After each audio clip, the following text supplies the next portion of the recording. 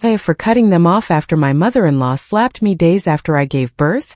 The air in the hospital room smelled of clinical sanitizer and profound exhaustion. Sarah was utterly drained. Leo, my son, a tiny perfect bundle wrapped in a hospital flannel blanket, slept on my chest. 3 days, only 3 days since my world had split in two to bring him forth.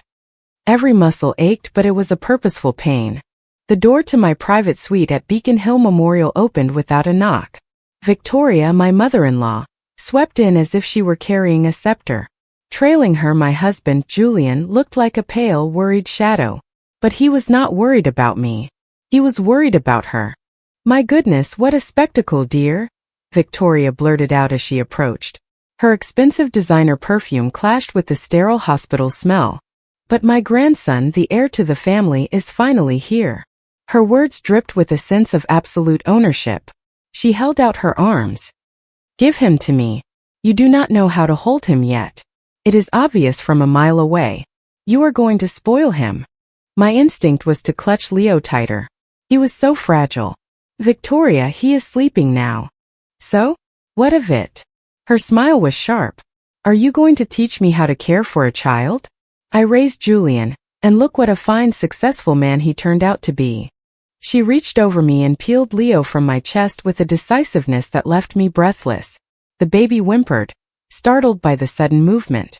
"Careful, please," I whispered, a pang of anxiety cutting through the fog of my exhaustion. "Hush, young lady. Watch." She settled him into the crook of her arm, but so clumsily that Leo's little head fell backward, lacking support. "This is how you hold him firmly, not like you, all trembling and weak."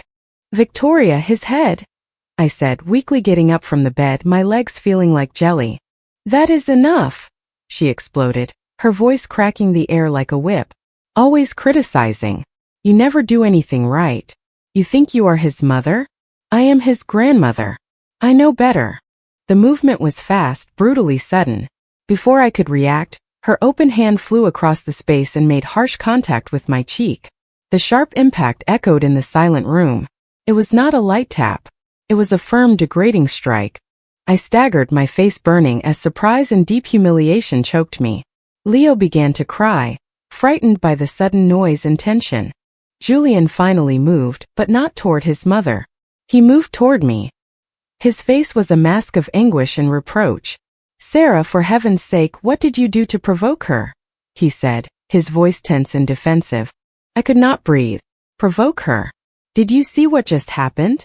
"She is just trying to help," Julian interrupted, hissing, as if the scene were entirely my fault. "Look, now the baby is crying." He turned to Victoria, pleading, "Mother, please calm down." Victoria, with the wailing Leo in her arms, shot me a look of pure ice. "She is hysterical. Postpartum hormones. I have seen it 1,000 times. She does not know what she is doing." She jutted her chin at me, the one bleeding on the inside. "Apologize to your husband for upsetting your son, and for disrespecting me." The world stopped. The ringing in my ears drowned out Leo's cries.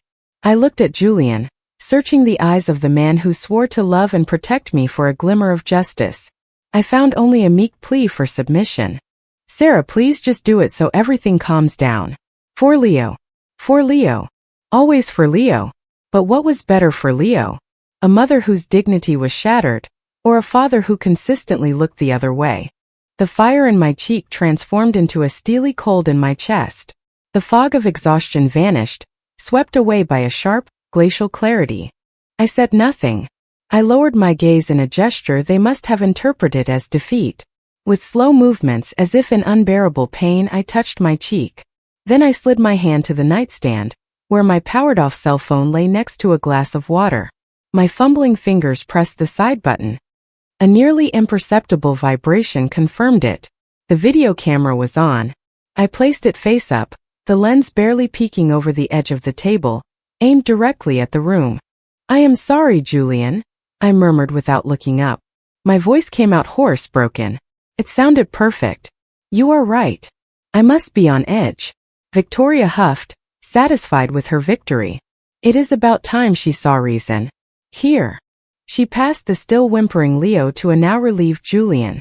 "Take the baby for a while." I am going to speak with the attending physician. Julian clumsily took Leo and left the room without a single glance at me. Victoria gave me one last disdainful look and spun on her heel. When the heavy door closed, a thick silence filled the room. I brought my hands to my face. I did not shed a single tear. I took a deep breath, the air freezing in my lungs. Then I reached out and grabbed my phone. I stopped the recording. One more file. Another poisoned memory from my silent collection of evidence. Minutes later, the doctor on duty entered, a man with a kind but weary face. Victoria was at his side, speaking in a low, firm voice. Completely overwhelmed, tearful, aggressive. We even fear for the safety of the newborn. She herself admits she is not well. Her family, we are very concerned. The doctor approached my bed. Sarah, how are you feeling? Victoria was staring at me. Her eyes were two black needles. A warning. A reminder of my place in her hierarchy. I opened my mouth.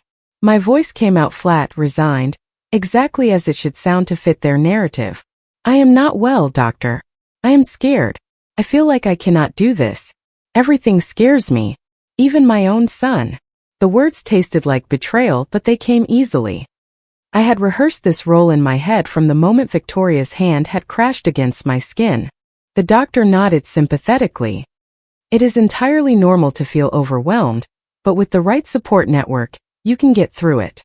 For your safety and the little ones, we could consider some brief psychological counseling, an outpatient treatment plan just to help you over this difficult hurdle.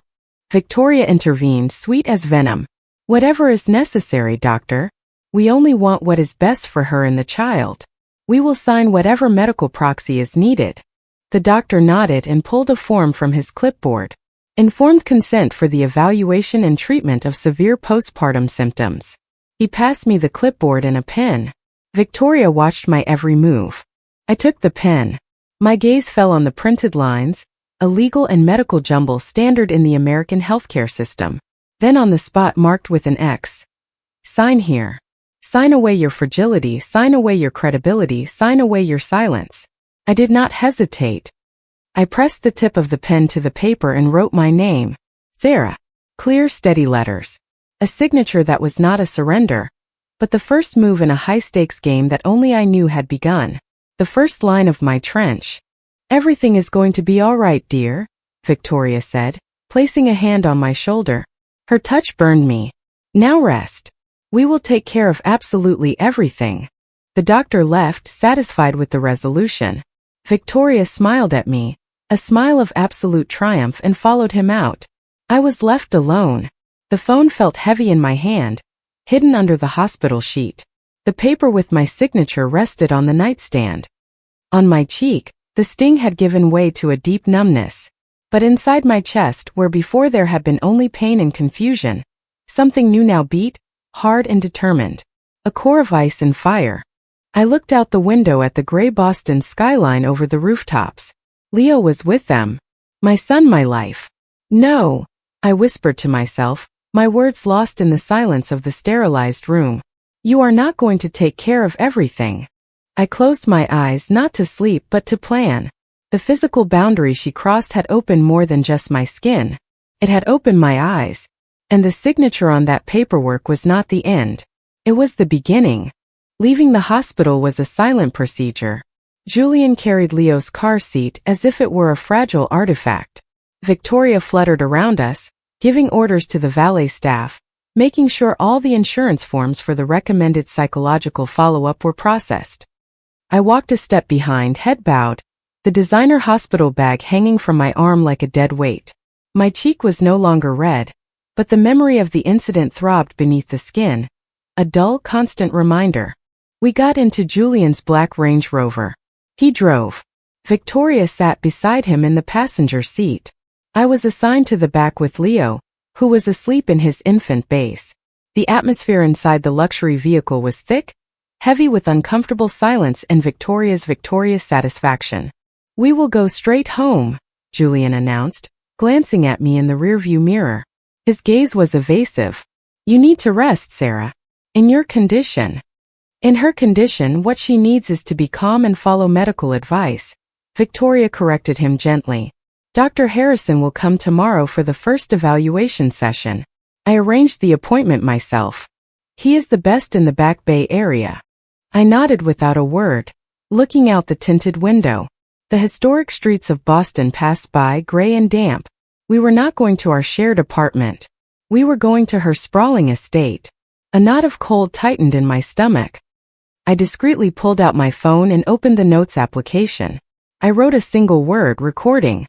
Then I put the phone away. I had to think. I had to get out of there safely. Julian, I said, my voice sounding weak, scratchy. Before we go, I would like to stop by my parents' house in Brookline for a moment, just so they can see Leo and I can pick up some of my things. More comfortable clothes. It was a minimal, entirely reasonable request. Victoria turned slightly in her leather seat. Now, Sarah, is not the time. You are exhausted. The baby is too. They will see him later. It will only be a moment, I insisted, with that same broken voice that seemed to convince them so well. I need to see my mother. I let a tremor run through my words. The role of the weak, overwhelmed woman was my primary weapon now. Julian sighed, audibly annoyed. Mother, it is just for a moment. To calm her down. Victoria looked at her son, then at me in the rearview mirror. Her cold, calculating eyes scrutinized me. Finally, she waved her hand in a gesture of annoyance. Fine. 5 minutes. But you do not get out, Julian. Have her mother come down to the driveway if she wants to see the child. You cannot be carrying that car seat up those porch steps. The drive toward the Brookline neighborhood was silent. A fine, persistent New England rain began to fall, fogging the windows. Julian turned onto Beacon Street, heading down a noticeable incline. My breathing quickened slightly. Almost there. It was then we noticed the traffic light at the bottom of the hill, just before a busy cross street, was turning red. There was heavy cross traffic. Brake, Julian, Victoria said distractedly, looking down at her own smartphone. Julian pressed the brake pedal. Nothing happened. Something did happen. The heavy SUV did not slow down. It continued to glide down the wet asphalt, gaining dangerous momentum. Julian, brake. Victoria's voice lost its polished composure. I am, he yelled, stomping the pedal to the floorboard. A metallic noise, a dull grinding sound echoed, but the vehicle did not respond. It kept sliding toward the intersection where commuter cars were speeding by. The emergency brake. I shrieked, grabbing onto the back of the front seat. My heart hammered against my ribs. Leo woke up and started crying. Julian desperately engaged the electronic emergency brake. The car slowed a fraction, but not enough. We were hurtling toward the busy intersection. An angry horn blared to our left. For a fraction of a second, time stretched. I saw Julian's pale face, contorted in sheer panic. I saw Victoria's reflection in the mirror. Her eyes were wide, not with fear but with surprise. Calculation.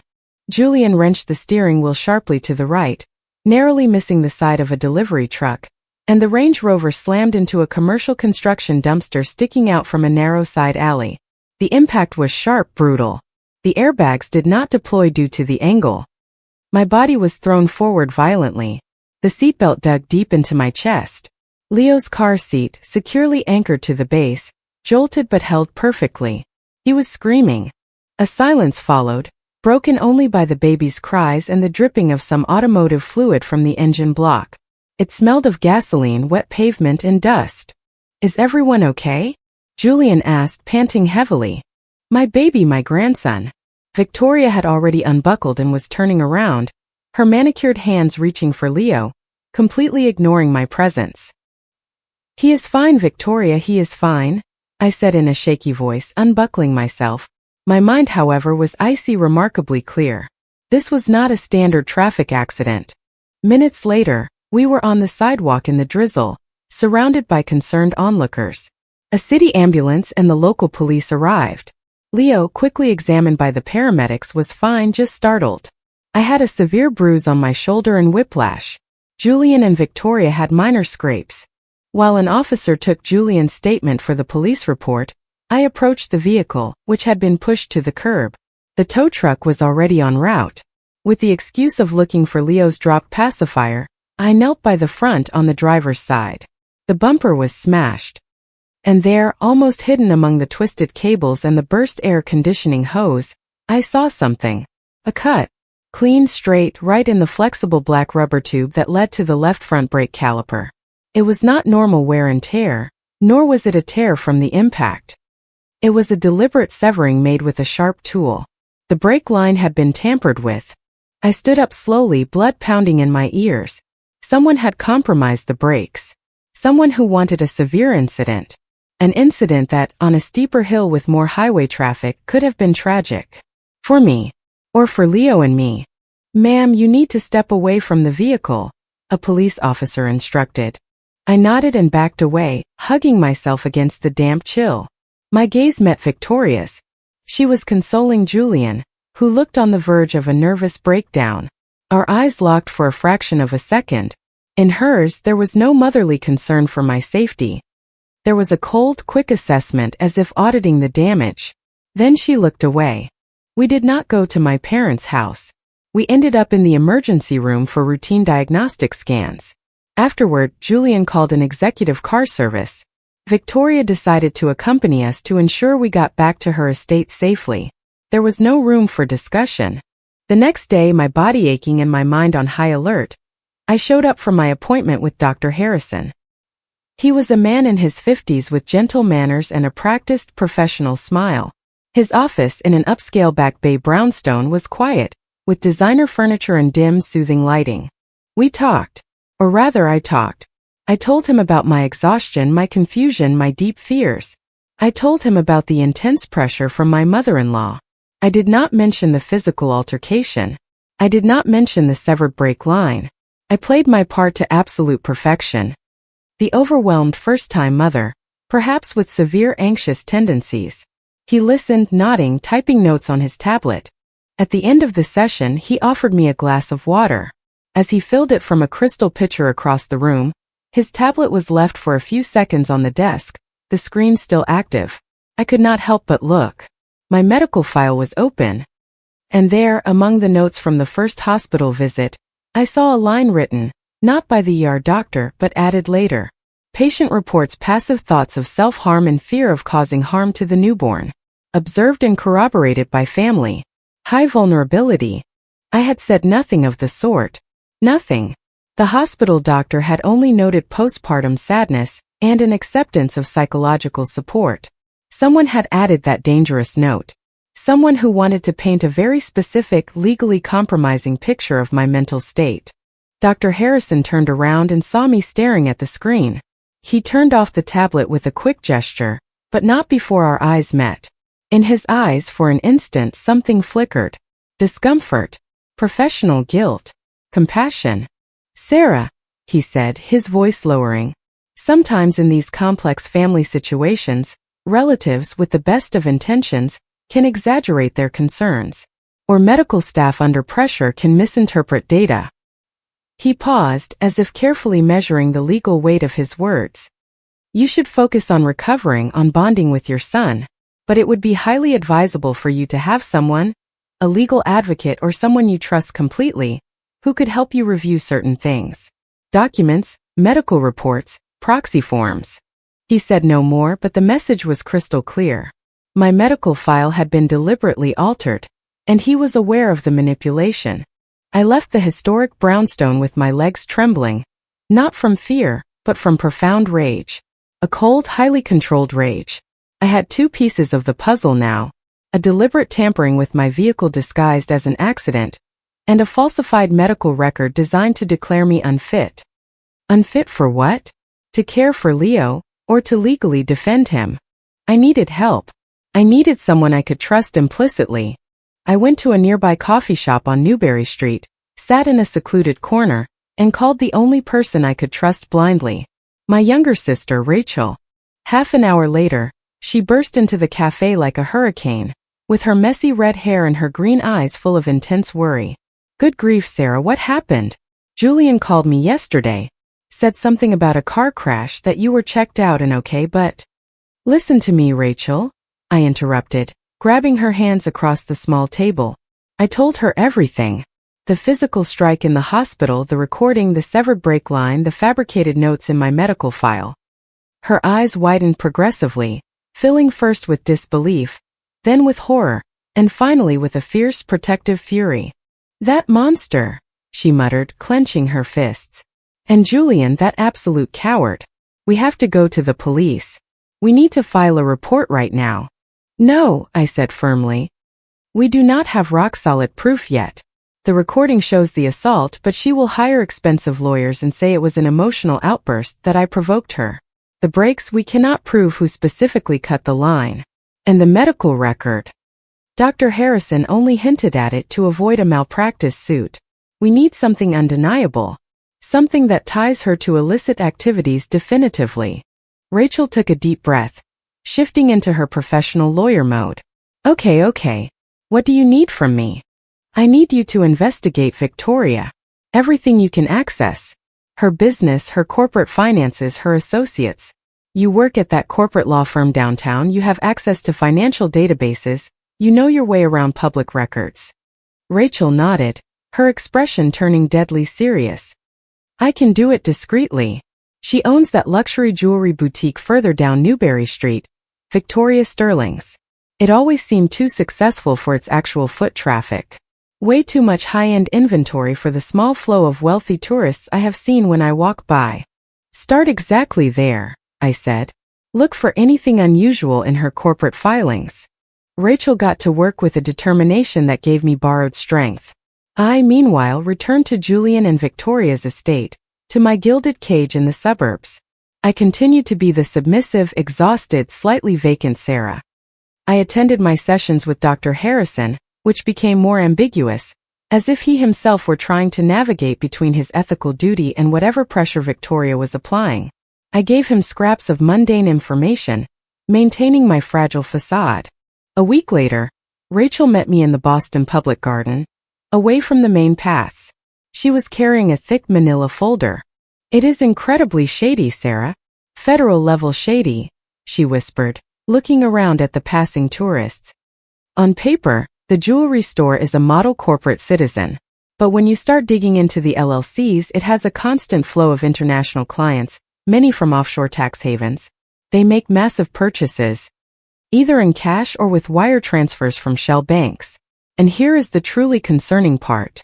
Many of these jewelry purchases, valued in the hundreds of thousands of dollars, reappear months later as being repurchased by the jewelry store itself for a symbolic fraction of the price. Or they are declared as total losses or thefts for massive insurance payouts. It is a constant washing cycle." "What does that mean in plain English?" I asked, although a terrible concept was beginning to form in my mind. "It means," Rachel said, lowering her voice even more, "that it is the perfect front to launder illicit funds. You bring in untraceable money from highly dubious sources. Buy an expensive piece of jewelry. The store books that cash as a legitimate retail sale. Then the jewel magically disappears or is repurchased by a frontman, and the now clean money returns to whoever originally provided it, minus a hefty commission for Victoria. Fourth, the store declares insurance losses from thefts that never actually happened. It is a classic financial crime structure. And the key piece here is a shell company based in Delaware, Naker Holdings, which appears as a ghost buyer for many of these transactions. I traced Naker. It has existing ties to some international shipping companies that are currently under active investigation by federal agencies for illicit trade networks. The crisp autumn air was knocked out of my lungs. Financial crimes.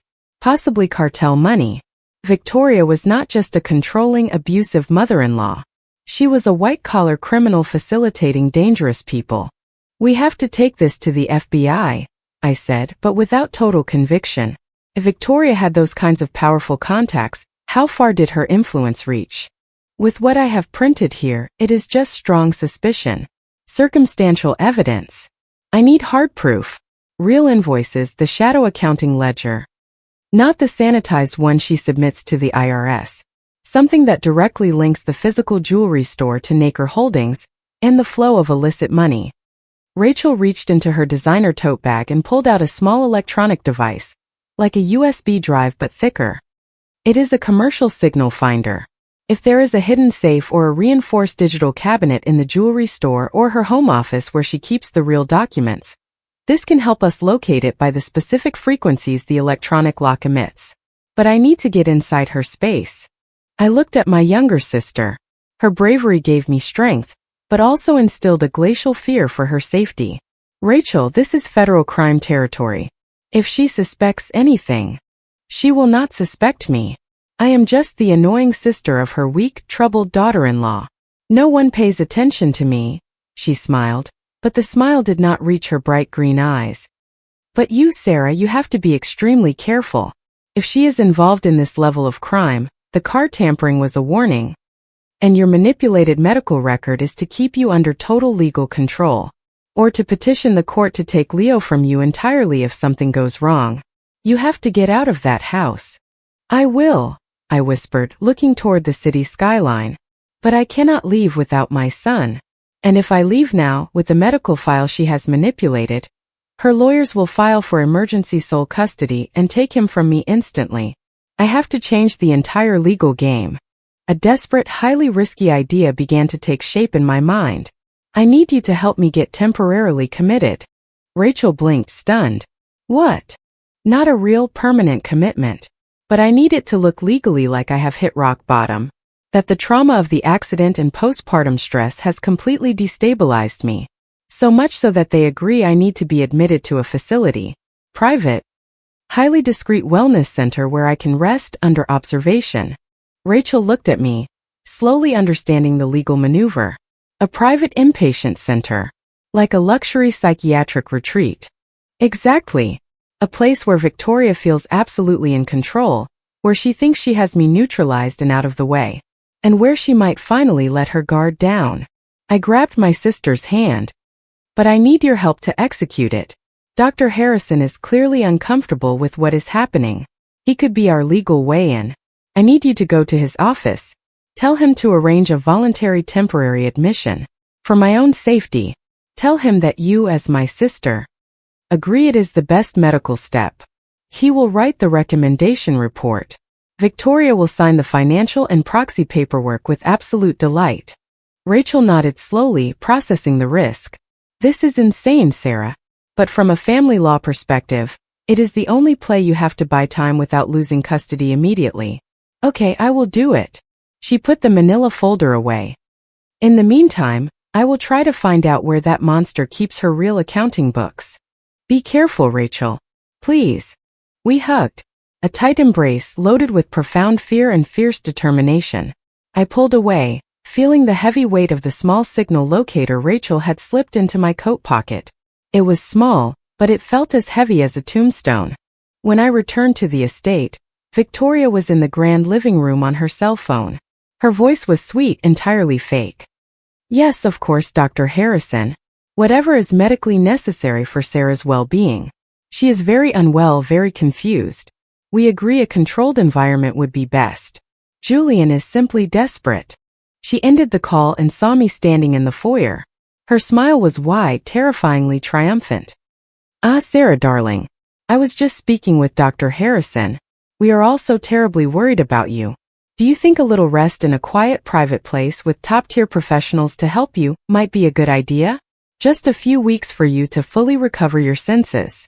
I looked at her, and into my eyes I poured all the emptiness, all the broken fragility she expected to see. Yes, Victoria, I murmured. I think you are right. I am just so tired. Inside, as the words left my mouth, the core of ice and fire that had been born in the hospital beat strongly. The real game had begun, and I, from my assigned corner as the weak, unstable liability, had just moved my first major piece.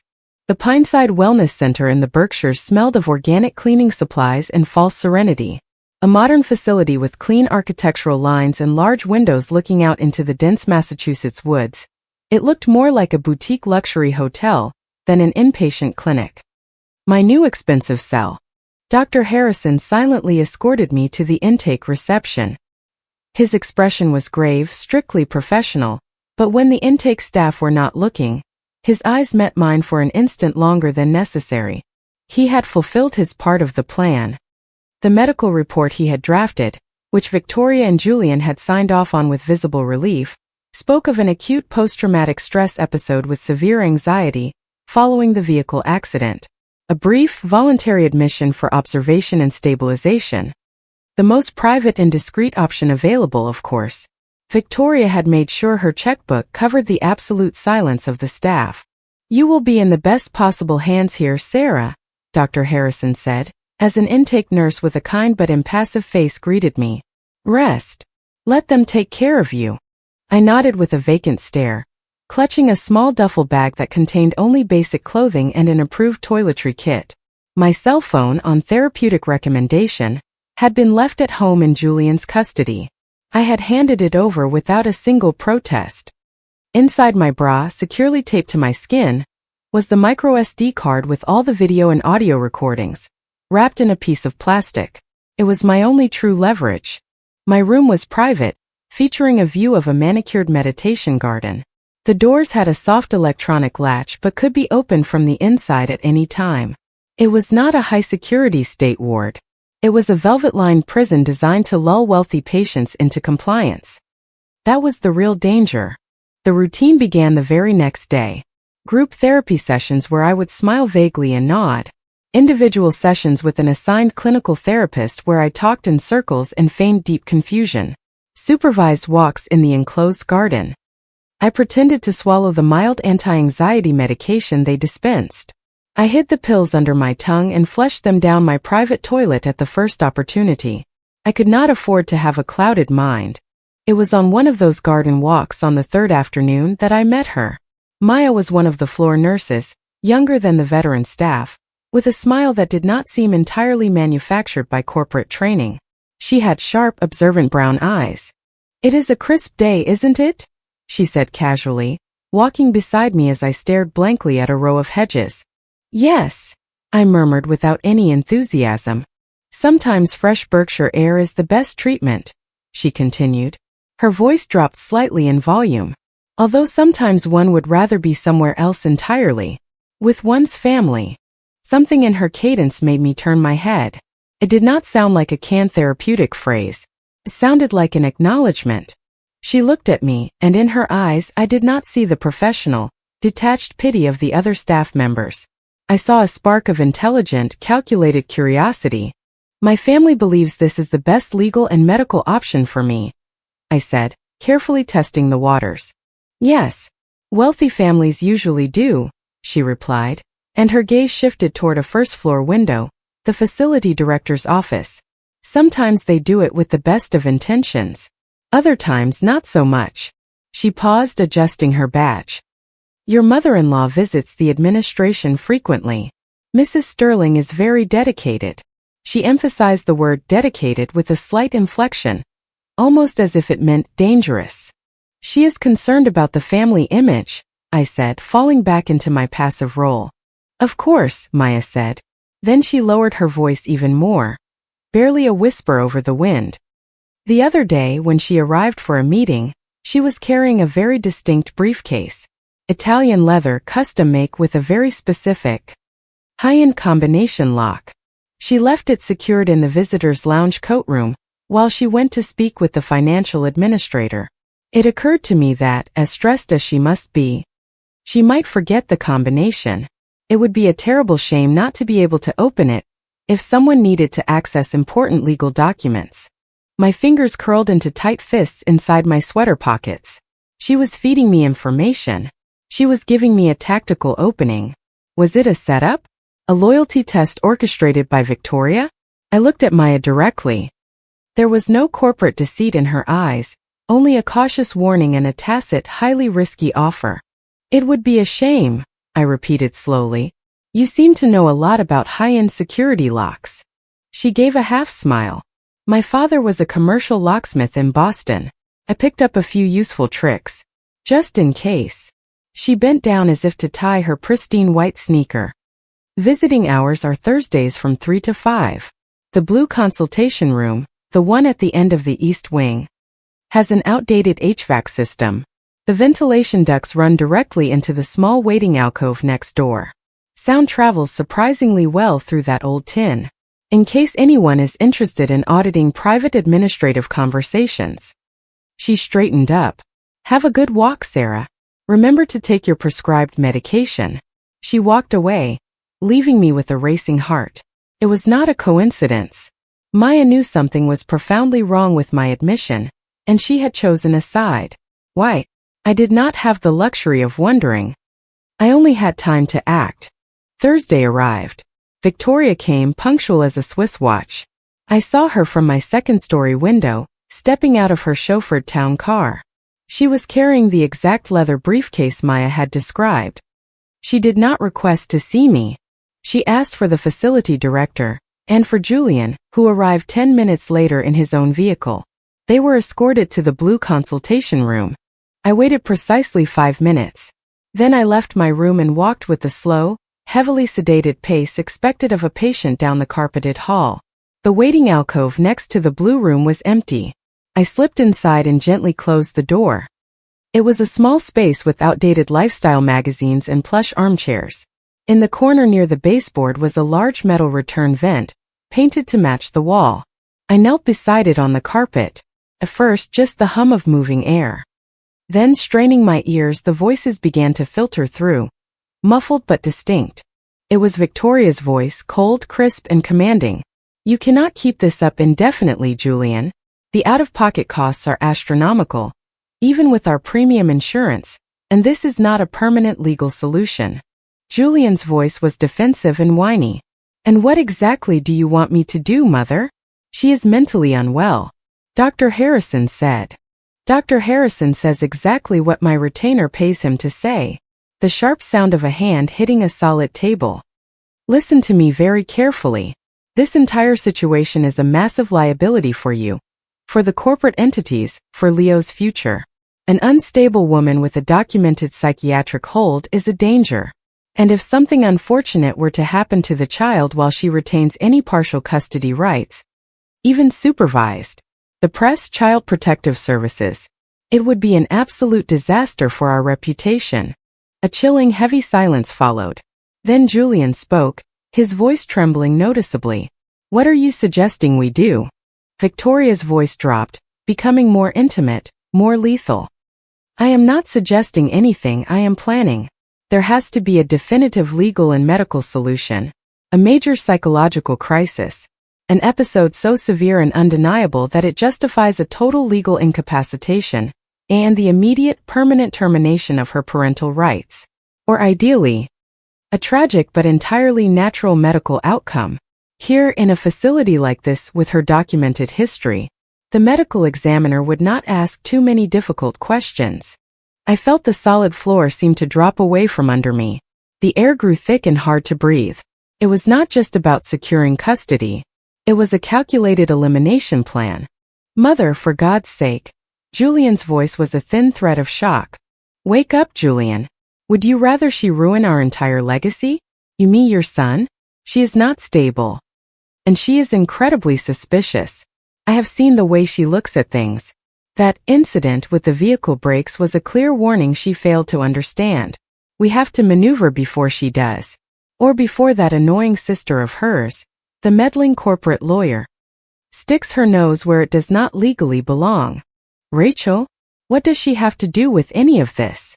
She has been snooping around the Newberry Street boutique. Asked my floor manager some highly specific financial questions the other day under the flimsy pretense of buying a graduation gift. That girl is not stupid.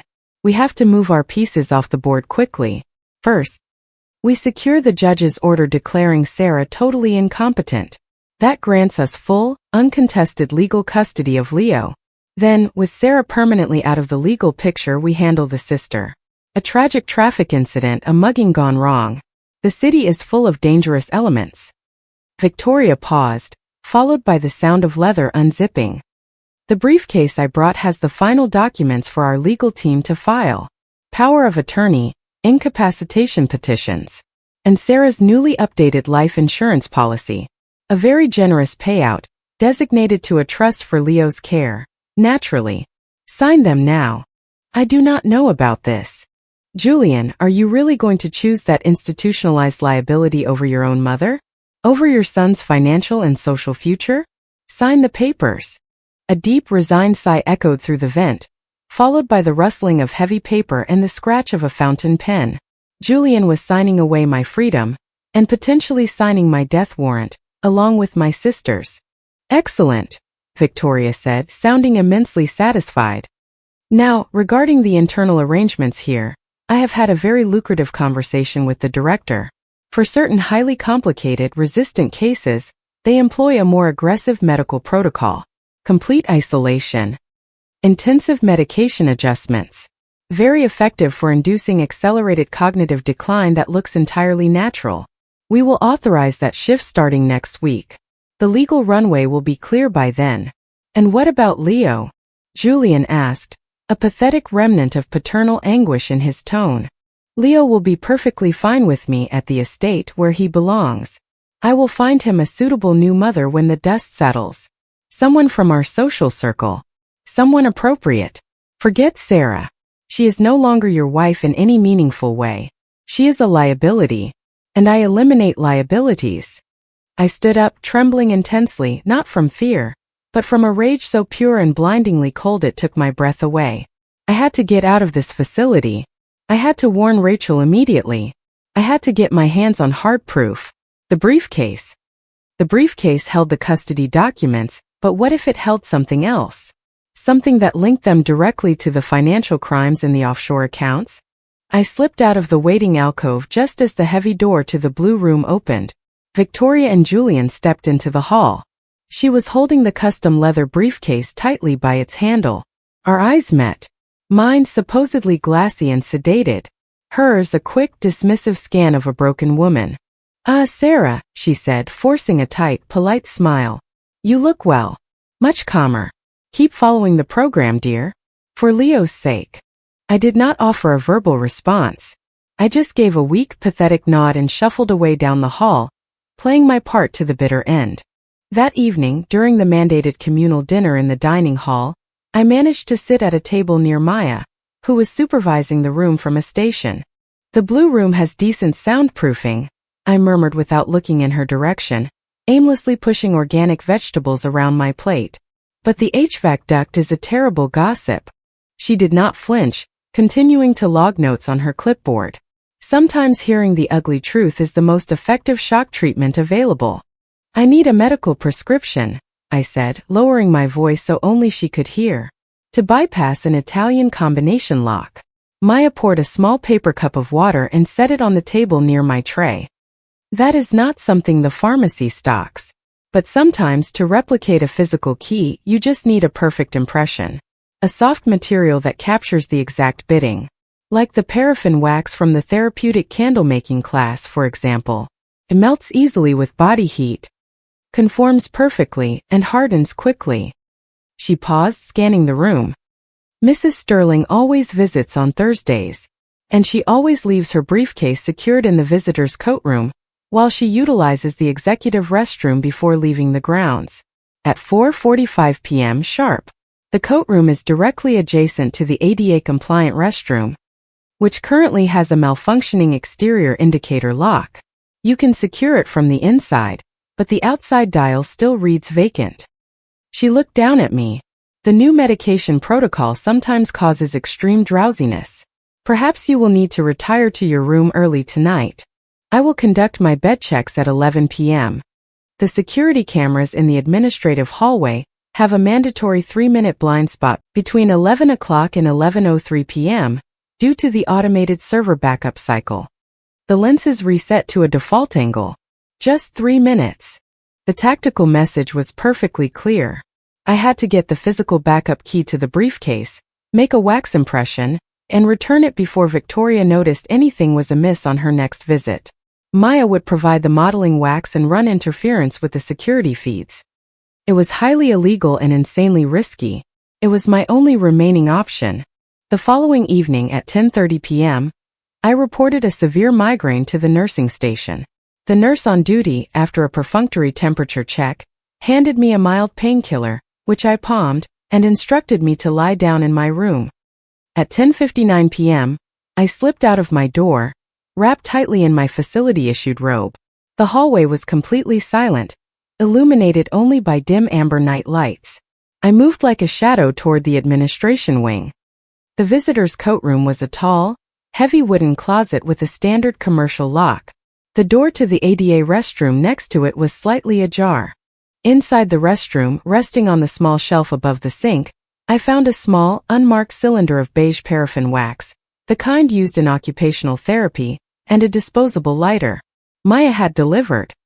My heart was beating so violently against my ribs, I was terrified the sound would echo down the hall. I stepped out of the restroom. At 11 p.m. on the dot, exactly as planned, the small red recording lights on the security cameras in the ceiling blinked, turned green, and the lenses tilted slightly upward. The server backup. The blind spot had commenced. 3 minutes counting down. With hands that barely trembled, I pulled a sturdy metal safety pin I had acquired from the sewing room out of my robe pocket.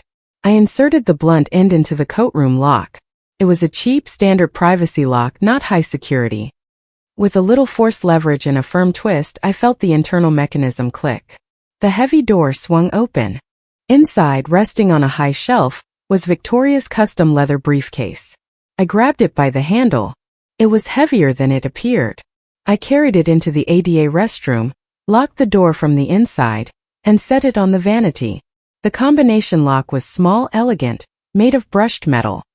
The tiny physical backup key hung from a designer keychain next to Victoria's electronic car fob. With nimble fingers, I unclipped the tiny key. I struck the lighter. The wax was cold and hard. I held it near the flame, letting it soften and drip slightly onto a paper towel I had laid out. I gathered the warm wax into a small pliable ball. Carefully applying even pressure, I pressed the metal key deep into the wax, first on one side, then the other, ensuring the intricate grooves and bitting were perfectly captured in the impression. The paraffin cooled and hardened rapidly in the cool air of the restroom. I blew on it gently. I had 2 halves of a flawless mold. I separated them with extreme care. The key came out clean, leaving no residue. I immediately clipped the key back onto the keychain. I wiped the vanity clean.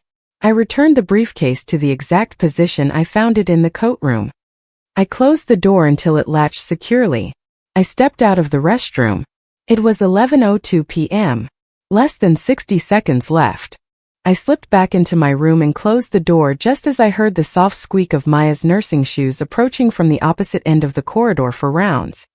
I slid into bed and pulled the covers up, the wax mold, now cool and completely hard, hidden securely in my closed fist, beating in time with my racing heart.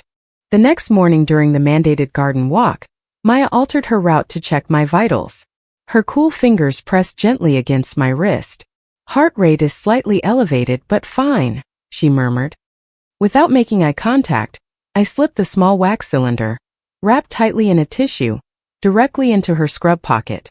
"Thank you," I whispered, barely moving my lips. She gave an almost imperceptible nod, logging the vitals on her tablet. "The updated medical protocol the director authorized is scheduled to begin on Tuesday," she said in a low, flat voice, pretending to adjust her screen. 2 days. Your prescription needs to be filled and ready before then." I had exactly 48 hours. 2 days for Maya, or whoever her contact on the outside was, to turn a wax impression into a functional metal key. 2 days for me to formulate an escape plan, to warn my sister, and to secure the contents of that briefcase and whatever else Victoria was hiding. 2 days before they locked me in an isolation ward where I would likely lose my mind or my life. I looked out toward the Berkshire Hills, beyond the clinic's pristine white walls. The legal and literal stakes had peaked. Victoria and Julian no longer just wanted full custody. They wanted to erase me and my sister entirely. It was a dead sprint against the clock, and the key I had conceptualized in my fist was my only remaining ace. The wait was pure psychological torture. Every hour that passed in the upscale clinic, with its padded walls and enforced tranquility, gnawed at my sanity. I had handed off the mold to Maya. Now everything rested on her capabilities, her mysterious contact, and how fast they could fabricate a working key. And on Rachel. I had not received any coded messages or updates from my sister since our meeting in the public garden. That was highly alarming. She always found a way to send an innocuous emoji to a shared cloud document to signal she was okay. Nothing. Total silence. Monday morning during a mandatory group mindfulness session, a wave of cold panic washed over me. Tuesday was the protocol shift. Tomorrow. and still no signal from Rachel. I could not risk using a facility phone. I could not risk staff intercepting any communication. Maya was my sole lifeline to the outside world, and our interactions were limited to coded phrases during vitals checks. It was during the afternoon recreation period that Maya approached. She was walking purposefully toward me, her pace noticeably faster than standard protocol dictated. As she passed me on the pathway without breaking her stride, her hand brushed mine. I felt the cold bite of machined metal. "Your prescription is filled," she murmured as she continued walking toward a landscaping crew a few yards ahead. I clenched my fist tightly. In my palm, small, sharp, and perfectly cut, was the key. A metal clone of the backup key to Victoria's briefcase.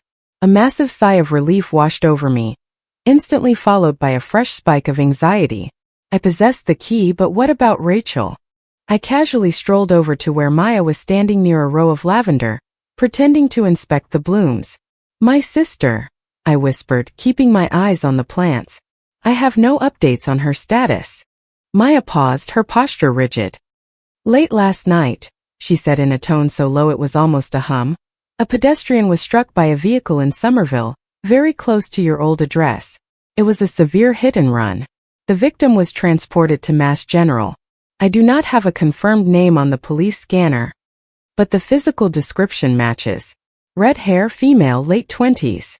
The manicured garden tilted violently. I grabbed onto the heavy wooden fence post to keep my legs from buckling. Rachel. The air trapped itself in my throat. Is she? Did she? I could not force the words out. She is alive. Currently in the intensive care unit. Critical but medically stable for now.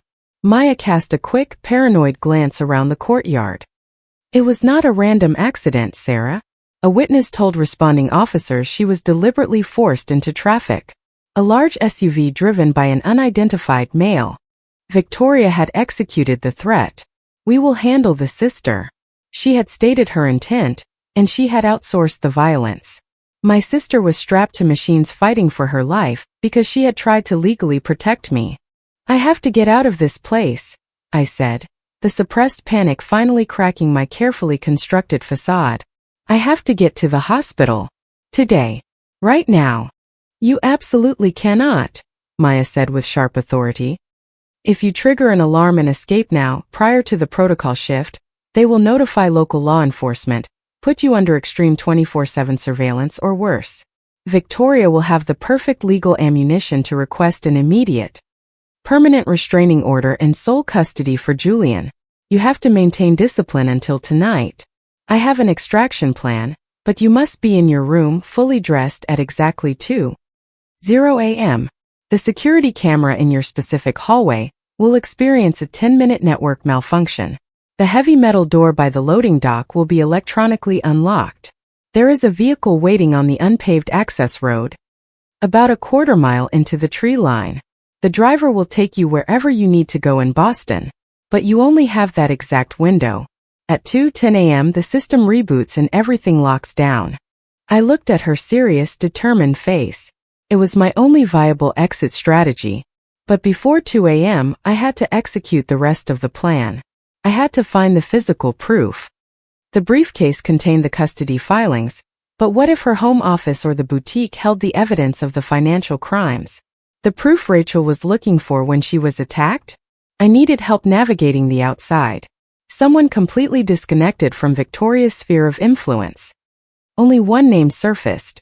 A name I had actively avoided for years. "I need access to an outside line," I said, without the switchboard logging it. "Just one brief call."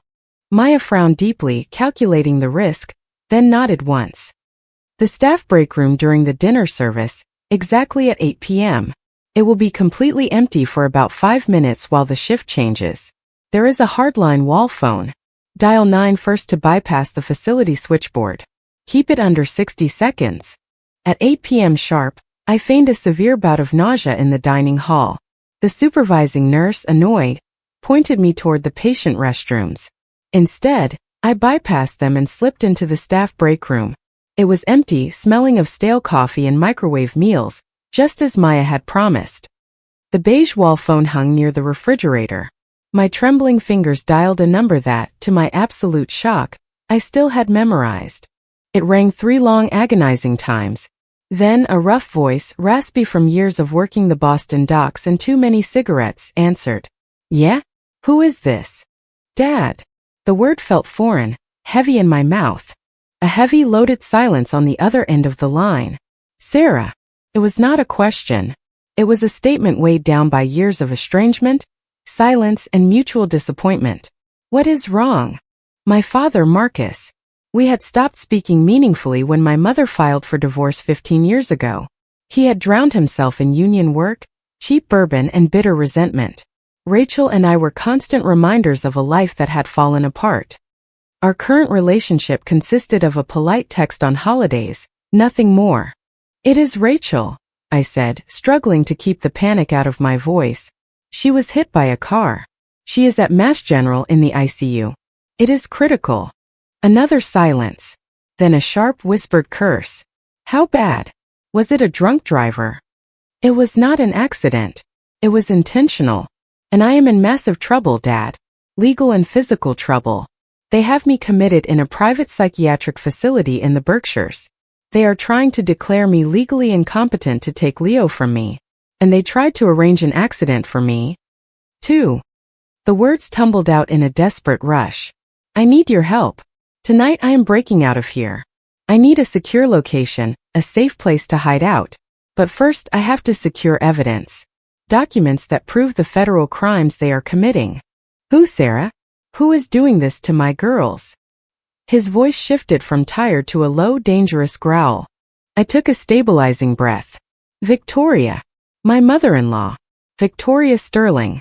And Julian. The silence on the line turned frigid. A cold so absolute I could feel it through the plastic receiver.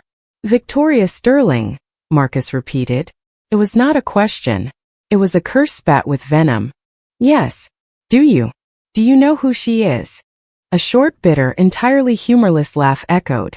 I know her a hell of a lot better than you could ever imagine. He paused. I heard the distinct clink of glass against wood. Listen to me very carefully. Do not go near Mass General to see Rachel. Do not call the local police. Do not trust anyone in Julian's circle. Do you have access to untraceable cash? A few $100s. Hidden in my luggage. Get it. Tonight when you get out, do not go anywhere near their estate. Do not go to any address she holds the deed to. Go to South Boston. East 4th Street, Unit 14B. It is a small rundown walk-up. The spare key is secured in a magnetic box under the stairwell of the neighbor downstairs. Mr. Henderson. Tell him you are there on behalf of Marcus, the guy from the shipyard. He will let you inside. Lock the deadbolt. Do not open the door for anyone carrying a badge or a clipboard. I am borrowing a truck. I will be there by morning. Dad, why? How do you know Victoria? The raw urgency in his voice, the instant visceral recognition of the threat, terrified me. That history does not matter right now, he cut in sharply, his tone leaving no room for argument. What matters is that woman is ruthless, more dangerous than you comprehend.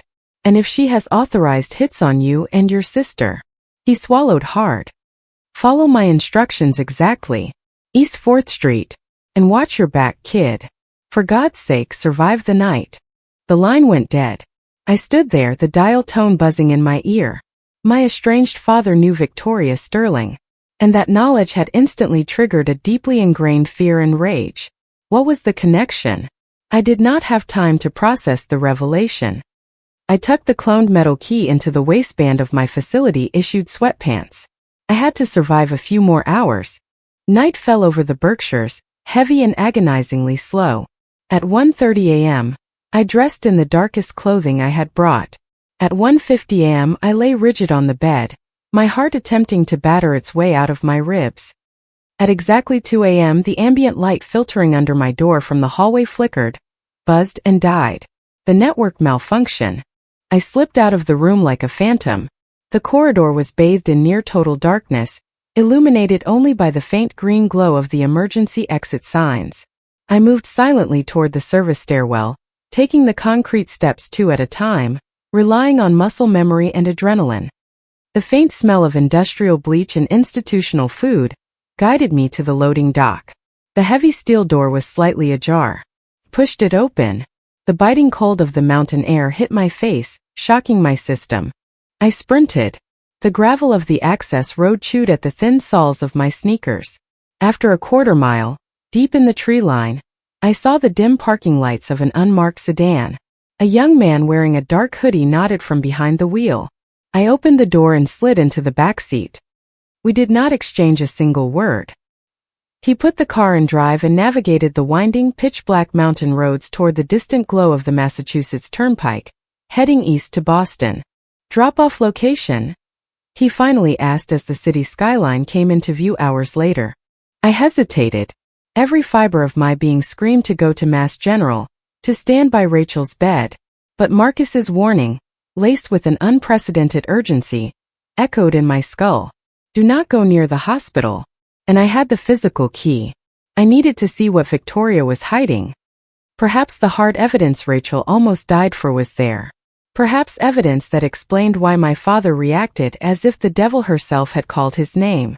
Newberry Street, I said. Drop me 2 blocks from the Victoria Sterling boutique.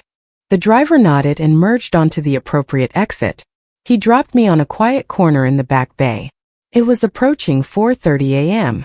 The famously upscale street, usually bustling with high-end shoppers, was deserted, bathed in the harsh yellow glow of historic street lamps. The boutique occupied the ground floor of a stately brownstone.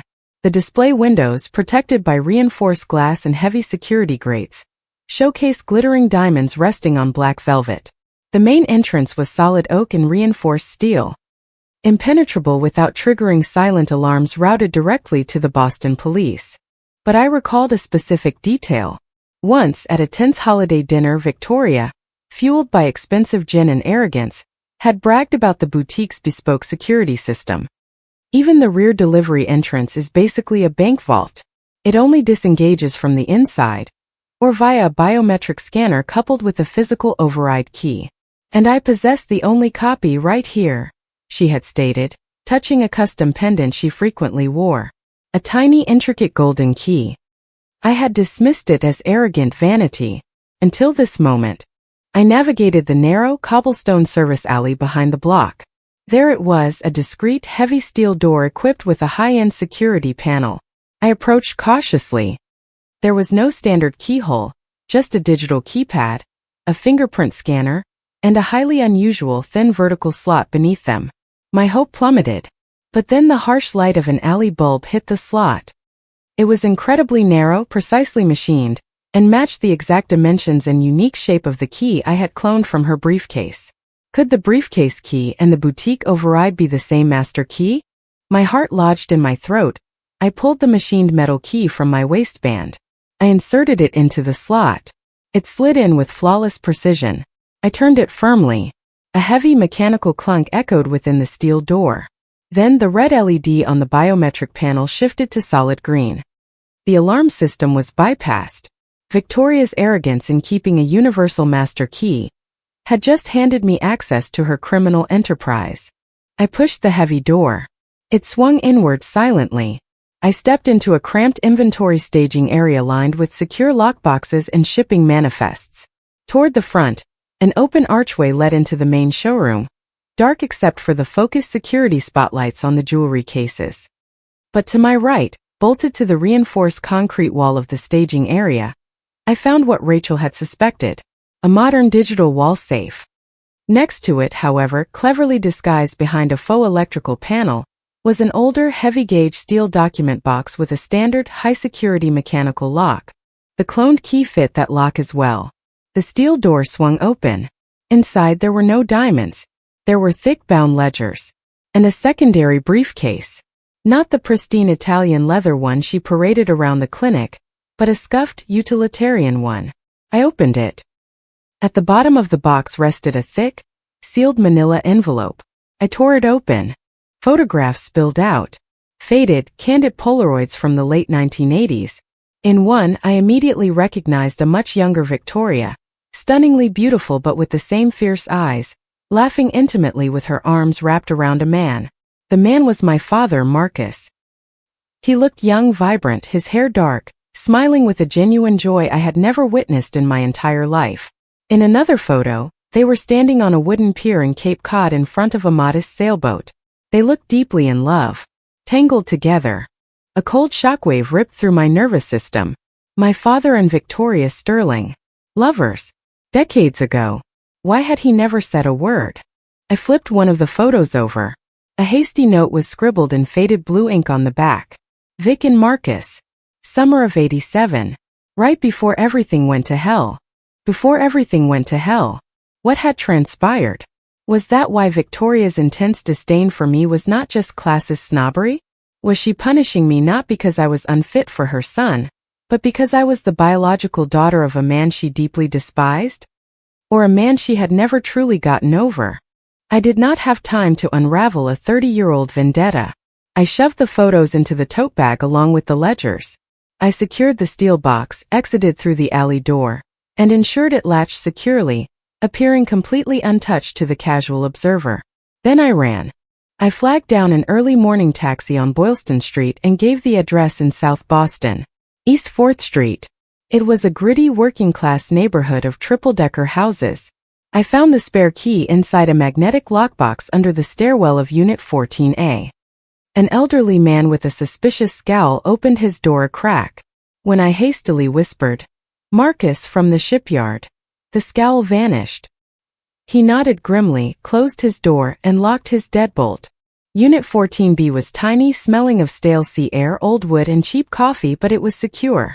I collapsed onto the worn fabric sofa, my body shaking uncontrollably. I possessed the hard evidence. Financial ruin for Victoria. But Rachel was lying in an ICU bed. And Victoria and my father shared a toxic history. A history that had exploded into my present, threatening to destroy my family. I turned on the small television, muting the volume, desperate for the illusion of company. The local morning news ticker mentioned a severe pedestrian accident in Somerville, but released no names. Then the broadcast shifted to a local society segment. Victoria appeared on screen impeccably dressed, smiling graciously at a recent charity gala. And then a pre-recorded interview clip rolled. She spoke directly to the camera, projecting the image of a deeply concerned matriarch. Yes, these are incredibly trying times for our family. Medical struggles are always difficult. But little Leo requires fresh air, a distraction from the clinical environment. That is why, this very week, I am taking him to our private lodge in Stowe, Vermont for a few days. The mountain air. The fresh snow. It will be therapeutic for him. And for me, as we navigate my daughter-in-law's unfortunate health crisis. The blood drained from my face, leaving me lightheaded. Stowe, Vermont. A ski resort near the northern border. A location perfectly situated to cross into Canada, or a jumping-off point to a private airfield. It was not a therapeutic getaway. It was a legally sanctioned abduction, cloaked in the guise of grandmotherly concern. And she was executing the plan this week. Perhaps tomorrow. Perhaps today.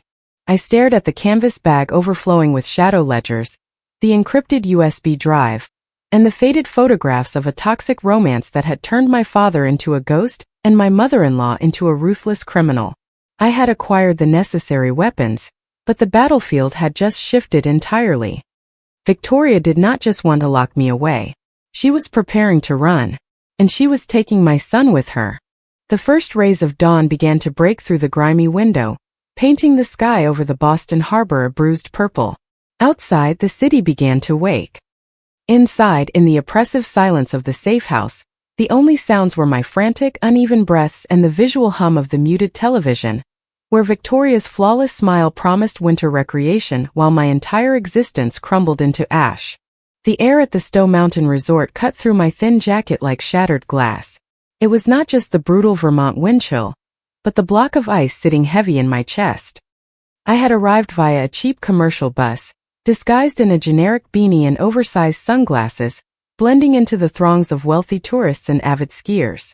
The dingy apartment in South Boston, and the canvas bag of stolen financial ledgers, seemed to belong to an alternate reality. Now, there was only the blinding white expanse of the mountain and the paralyzing terror of knowing my son was somewhere up there, in her custody. Locating them was not difficult. Victoria Sterling did not hide. She held court. She had booked the penthouse suite at the most exclusive luxury lodge at the base of the mountain, a sprawling monstrosity of reclaimed wood and massive glass panes. From a crowded coffee shop across the plaza, I watched Julian emerge from the grand lobby carrying expensive, child-sized ski equipment. Then she appeared. She was gripping Leo's small, mittened hand tightly. My son was bundled into a thick blue snowsuit. He looked like a fragile little astronaut. He struggled to walk in the stiff boots. My heart violently contracted. Every instinct screamed at me to sprint across the plaza, tackle her and snatch him away, but I remained rooted to the spot. Maya's final, hurried warning on a burner phone echoed in my mind. If security detains you, local police will arrest you for violating the medical hold and trespassing. Victoria will legally petition for an emergency permanent restraining order, and you will never see that boy again. You have to be tactical. Observe, document, and wait for the right moment.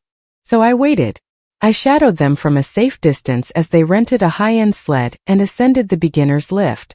Victoria did not ski. She stationed herself on the heated terrace of a mid-mountain restaurant, sipping a hot beverage, while a private instructor took Julian and Leo onto the bunny hill. I observed from the tree line as, after a grueling hour, Julian grew visibly fatigued and abandoned the lesson to join his mother on the terrace. Leo, clearly exhausted and likely freezing, was left standing awkwardly at the bottom of the slope near a snowmaking machine while they engaged in an intense, animated conversation on the deck above, completely ignoring him. I watched my son, fumbling with his clumsy mittens, attempt to scoop up dirty, icy snow and bring it to his face. I watched Victoria, looking down from her perch, see him and do absolutely nothing. She did not yell for him to stop. She did not send Julian down. Instead, a chilling, almost imperceptible smirk formed on her lips. A horrifying realization shot through my veins. It was not just negligence. It was a calculated medical strategy. After several agonizing minutes, Leo began to cry loudly. Julian finally trudged down and picked him up. The child's face was pale, his lips bearing a bluish tint. He was shivering violently. It was not the standard chill of a winter day. My maternal instincts blared like sirens. They had deliberately allowed his core temperature to drop, ingesting freezing snow, sweating under the winter sun, and then being left stationary in the biting wind was a perfect recipe for severe hypothermia or acute pneumonia. A perfect excuse for a sudden medical emergency that required a private medical flight out of the country. They hurriedly returned to the lodge. I waited in the freezing shadows until I saw Julian exit through the main doors again, this time alone, jogging anxiously toward the resort's high-end pharmacy. I seized the narrow window of opportunity. I slipped into the lodge through an unsecured service entrance near the kitchens. I bypassed the elevators and took the emergency stairwell to the penthouse level, knowing their suite number from observing the concierge earlier. The heavy oak door was not fully latched, perhaps due to Julian's panicked rush to the pharmacy. I pushed it open with agonizing slowness. The sprawling living area was empty, lavishly decorated with a massive stone fireplace overlooking the ski slopes. I could hear a weak, congested cry echoing from an inner bedroom. Leo. I almost sprinted toward the sound but forced myself to stop. First, I needed immediate leverage. Something actionable. The photographs and offshore ledgers I had secured in Boston were devastating federal evidence, but I needed something visceral, something that unequivocally tied Victoria to the brutal physical attack on Rachel. The police had classified the hit-and-run as an unsolved incident, lacking physical evidence. But I knew Victoria did not leave things to chance. She collected leverage.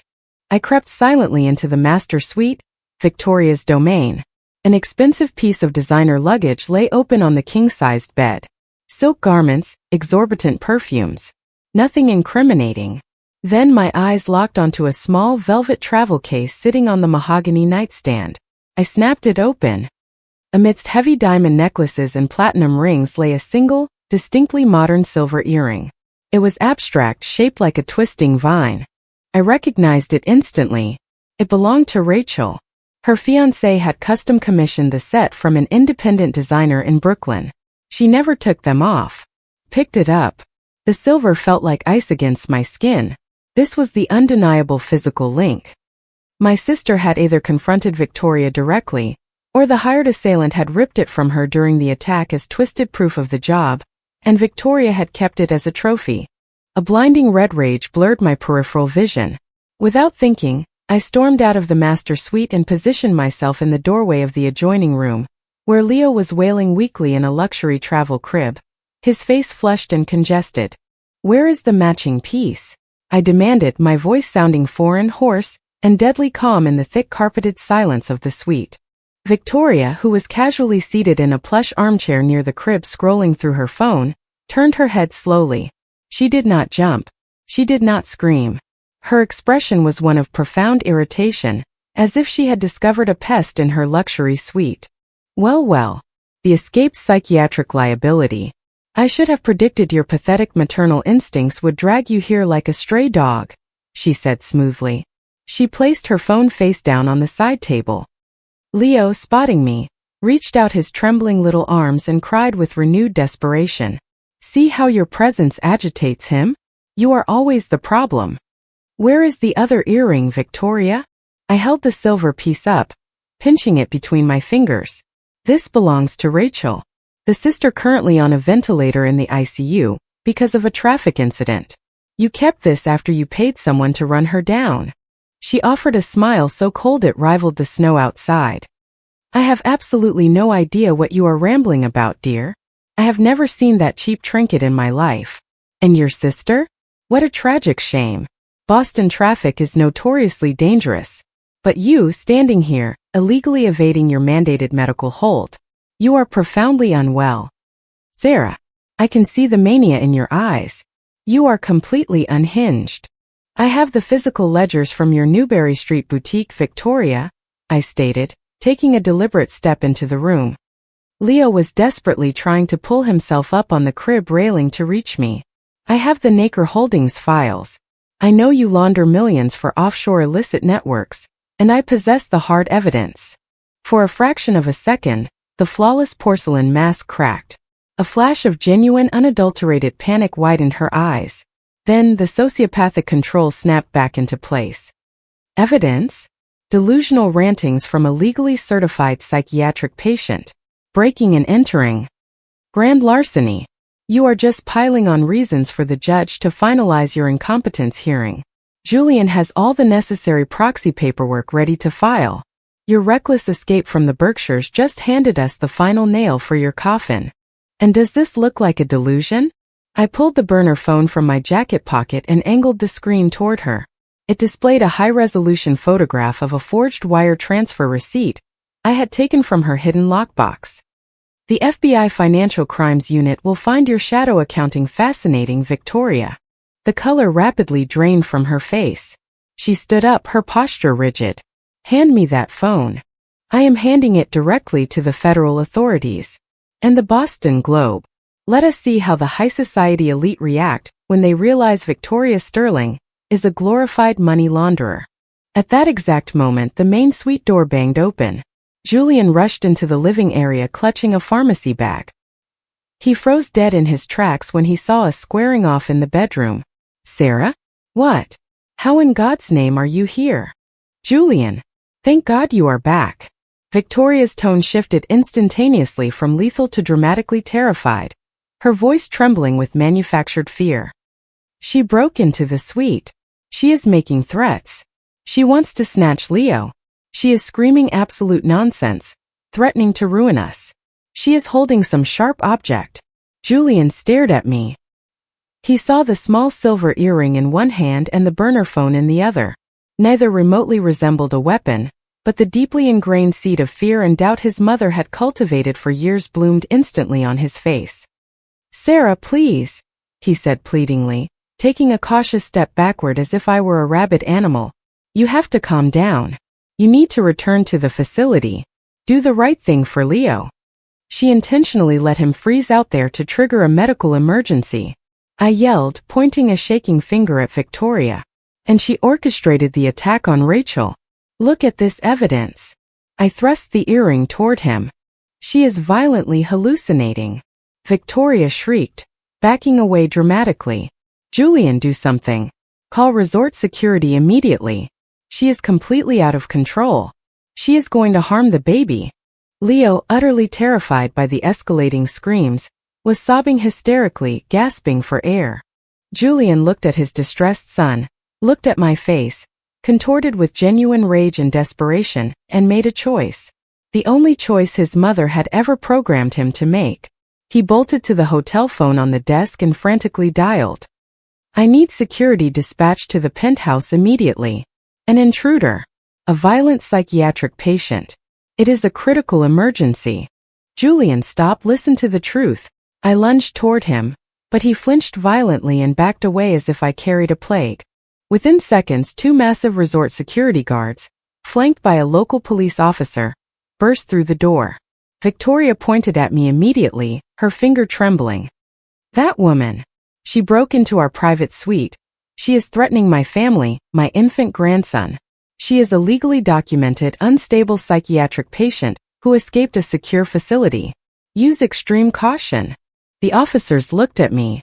Me with my damp hair plastered to my face, my wild eyes, wearing cheap clothes, clutching an earring and shouting about conspiracies. I looked exactly like the dangerous, delusional narrative she had spun. Ma'am, you need to drop whatever is in your hands and step back, the police officer commanded, resting his hand firmly on his duty belt. No. My son. He is sick. I tried to bypass them to reach the crib, but a security guard grabbed my arm with bruising force, twisting it behind my back. It was in that chaotic moment that Victoria, moving with reptilian speed, pulled a small hard plastic case from her designer handbag. She snapped it open, revealing a pre-filled medical syringe. Officer, she is highly dangerous and a flight risk. She requires immediate chemical restraint. I hold her medical proxy. Here is the legal authorization form. She shoved a piece of paper toward Julian. Sign this amendment, Julian, quickly, to legally protect your son from her.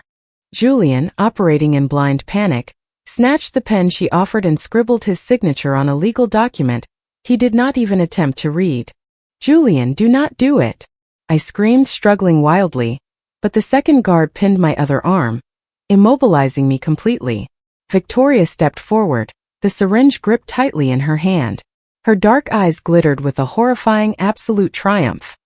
This is a necessary medical intervention, Sarah, to calm your mania. Just a little rest. I felt the sharp, cold prick of the needle puncture my shoulder muscle through my jacket. A stinging sensation rapidly blossomed into a heavy, suffocating wave of heat flooding my bloodstream. The luxurious suite began to blur and spin. Leo's frantic screams faded into a distant, muffled echo. Julian's face, a portrait of weak terror, dissolved into the background. The final image my fading brain registered was Victoria's eyes, cold, calculating, and victorious, as she leaned in close to my ear.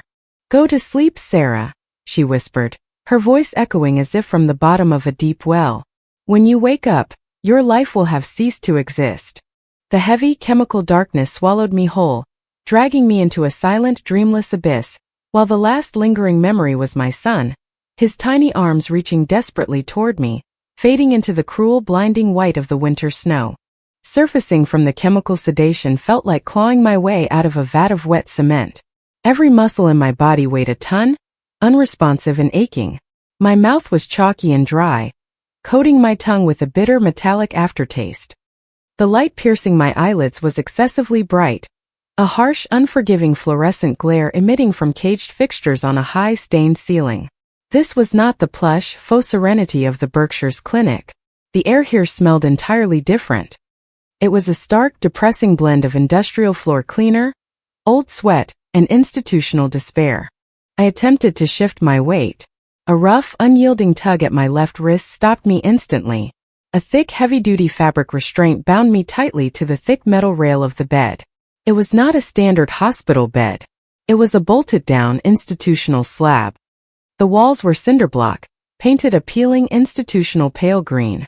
The door was heavy reinforced steel, featuring a small, thick glass observation window.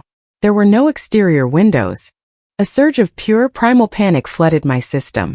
I thrashed against the heavy strap, only managing to scrape my wrist raw against the coarse fabric.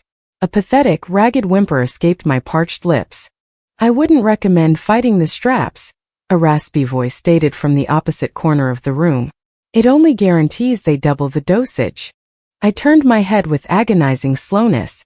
In another identical bed, bolted a few feet away, an older woman with matted gray hair watched me with eyes that were simultaneously curious and utterly vacant. "First time in the forensic acute ward?" she asked casually, as if inquiring about the weather. Where am I?" My voice was a ruined, gravelly whisper. "Bridgewater State Hospital. The Secure Forensic Psychiatric Evaluation Wing," she replied with terrifying, detached calmness. "For those of us the state deems an active, severe threat. To ourselves or the general public." She studied my face intently.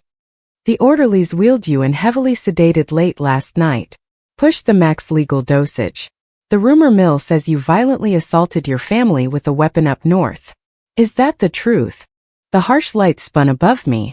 Bridgewater State. A high-security state forensic facility. A prison hospital. Victoria had not settled for returning me to a private, easily manipulated luxury clinic. She had weaponized the legal system. Armed with the police report from the resort and the fabricated narrative of a violent, armed assault on her and Julian, she had secured a court-ordered involuntary psychiatric hold. She had officially branded me an aggressive, untouchable forensic liability. For how long? Until the court deemed me competent? Forever? "It is an absolute lie," I rasped, though hot tears of raw frustration and rage blurred my vision. Leo. Where was Leo? What had they done with my son? The hours dragged by in agonizing slow motion. An orderly with a face carved from stone entered to unstrap me briefly to use the steel toilet, watching me with an impassive, hardened expression. Then the restraints were secured again. They delivered a tray of gray, tasteless puree. I could not stomach a single bite. A cold, suffocating despair was beginning to tighten around my throat like a physical noose. Late in the afternoon, the attending psychiatrist arrived. He was a man in his late 50s wearing wire-rimmed glasses and a stark white coat, clutching a thick manila file. He reviewed the documents at the foot of my bed, barely sparing me a glance. "Sarah Sterling. I am Dr. Bennett. You have been remanded here under a strict, involuntary 72-hour court-ordered hold, pending a full competency hearing, for your own safety and the safety of your immediate family. The admitting paperwork outlines a severe, acute psychotic break accompanied by intense persecutory delusions and documented violent, erratic behavior." He recited the clinical assessment in a flat monotone, as if reading a grocery list. "Initial medical protocol will consist of heavy mood stabilizers and potent antipsychotics. You will undergo periodic psychological evaluations. Your full cooperation is legally expected." "The reports are fabricated," I said, summoning every ounce of remaining strength. "My mother-in-law, Victoria Sterling, orchestrated this entire situation to gain sole custody. I possess hard evidence of severe federal financial crimes. I need to speak with an FBI agent immediately. I have a son." Patient immediately exhibits persistent, complex delusional ideation and intense paranoia. He noted out loud, scribbling on the file, completely unperturbed by my plea. "We will increase the dosage of risperidone." He finally looked up, his eyes cold and clinical over his glasses. "Cooperation with the medical staff speeds up the legal process. Fighting the protocol will ensure you remain here indefinitely." He turned and exited the cell. Minutes later, the female orderly returned carrying a tiny paper cup containing a pill and a plastic cup of water. Forced medication. I knew the protocol. If I refused the oral medication, they would simply strap me down and inject a stronger sedative intramuscularly. I placed the pill in my mouth, sweeping it under my tongue with practiced ease, and swallowed the water. When she left and the heavy door clanged shut, I spat the dissolving pill into my palm and shoved it deep inside the mattress seam, joining the other 2 doses I had successfully faked earlier. I had no idea how long I could sustain the charade before they demanded a blood test. The night was a marathon of psychological horror, frequently interrupted by guttural screams echoing down the sterile hallways, the sound of heavy doors slamming, and muffled weeping. The woman in the adjacent bed kept up a continuous, whispered monologue, conversing intensely with an invisible presence. I clung desperately to a single vibrant image. Leo's face. It was my only anchor. The only thing keeping me tethered to reality amidst the manufactured madness they were aggressively trying to program into my brain. On the third grueling day, an impossible miracle occurred. During the afternoon shift change, the orderly who arrived to escort me to the communal shower block was not the usual hardened guard. It was Maya.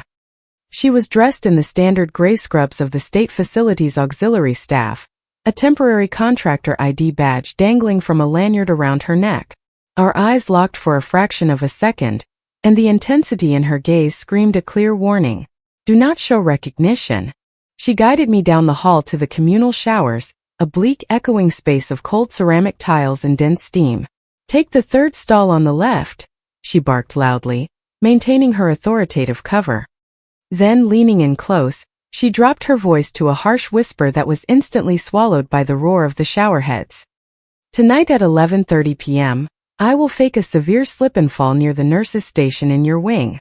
You have exactly 3 minutes to reach the janitorial supply closet at the far end of the left corridor. The deadbolt will be disengaged. Inside, hidden behind the bulk boxes of adult briefs, there is an emergency maintenance exit door that is not wired to the central alarm grid. Take this. She deftly slipped a tiny folded paper envelope into my hand, concealing the transfer under the heavy spray of water. Read it when you are completely isolated in your cell, then flush it immediately. The shower period ended. She escorted me back to my cell, my heart hammering violently against my ribs. The damp paper envelope clung to my skin, hidden beneath the scratchy fabric of my state-issued gown. I forced myself to remain still, waiting agonizingly for the afternoon orderly to complete her visual rounds and move on. Once the footsteps faded, I turned over, putting my back to the security camera mounted in the upper corner of the ceiling. With hands that shook uncontrollably, I tore open the damp envelope. Inside was a folded photocopy of an official medical document. The header read, Boston Genetics Laboratory. Legal DNA Paternity Analysis. The names listed were stark. Sample A, Leo Sterling, minor. Sample B, Julian Sterling. The result was printed in bold, undeniable text. Probability of paternity, 0%. Excluded. Below that, a stamp requested by private counsel. Paid in full by Victoria Sterling. Leo was not Julian's biological son. The revelation hit me with the force of a physical blow, knocking the wind from my lungs. It was impossible. I had only been intimate with Julian. Unless, fragmented, blurry memories from a night months before I discovered I was pregnant clawed their way to the surface of my mind. A massive corporate holiday party for Julian's firm. Excessive amounts of open-bar alcohol. Julian had stormed out early after a petty argument, leaving me behind. I had stayed, drinking too much, laughing too loudly with a colleague of his. A taller man with an easy, genuine smile and kind eyes. Daniel. His name was Daniel. He had been a gentleman. He had insisted on walking me back to our apartment because I was clearly intoxicated and unwell. Something had happened at the door. I possessed a vague, hazy recollection of a kiss, of deep confusion, a momentary lapse in judgment fueled by alcohol and profound loneliness, but nothing concrete. Was it mathematically possible? In one moment of reckless, drunken sadness, the sterile walls of the cell spun violently around me. Below the printed report was a hastily scribbled note in Maya's handwriting. Victoria secretly commissioned the DNA test a month ago. She became suspicious after reviewing Leo's blood type on a pediatric chart. That is why her legal maneuvers are accelerating so aggressively. That is why she needs Leo isolated from you. He does not carry the Sterling bloodline, but she intends to utilize him. She is convinced you knew all along, that you orchestrated a massive intentional deception to trap Julian. She will flee the country with the child imminently. You must execute the escape tonight. The maintenance exit leads to the facility's outer perimeter grounds. Marcus will be waiting in a vehicle. Marcus, my father. He had not abandoned the fight. He was out there. I ripped the paper into tiny shreds and flushed them down the stainless steel toilet, watching the evidence vanish. Suddenly the entire nightmare made terrifying sense. Victoria's unhinged fury, her frantic urgency to secure custody. Why she demanded Leo, yet sought to absolutely obliterate me. It was not merely about maintaining family control. It was about executing a scorched earth revenge. And Leo, my innocent Leo, was nothing more than a strategic pawn in her sociopathic game. A pawn devoid of her precious bloodline, but highly useful as legal leverage, or perhaps as a human shield. I had to break out of this facility tonight. Failure meant losing my son forever. The ensuing hours were psychological agony. Every tick of the clock was a physical ache. At 11:25 p.m., the dim fluorescent lights in the corridor flickered erratically and died, plunging the wing into shadows. Instantly, I heard distant, panicked shouts and Maya's shrill voice screaming, "Help!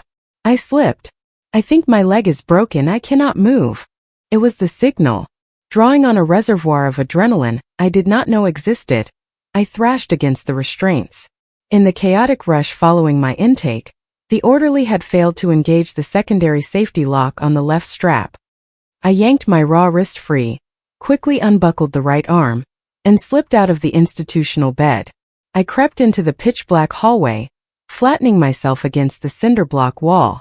To the left, I sprinted silently, my bare feet slapping against the cold linoleum. The janitorial supply room. I grabbed the handle. The deadbolt was disengaged. I threw myself inside. It reeked of concentrated bleach and industrial plastic. I stumbled blindly in the dark, my hands frantically searching until I hit the towering stack of cardboard diaper boxes. I shoved them aside. Behind them was a narrow, heavy steel maintenance door lacking a traditional frame. I pushed it with my shoulder. It groaned open, revealing a set of raw concrete service stairs that smelled heavily of damp earth and rust.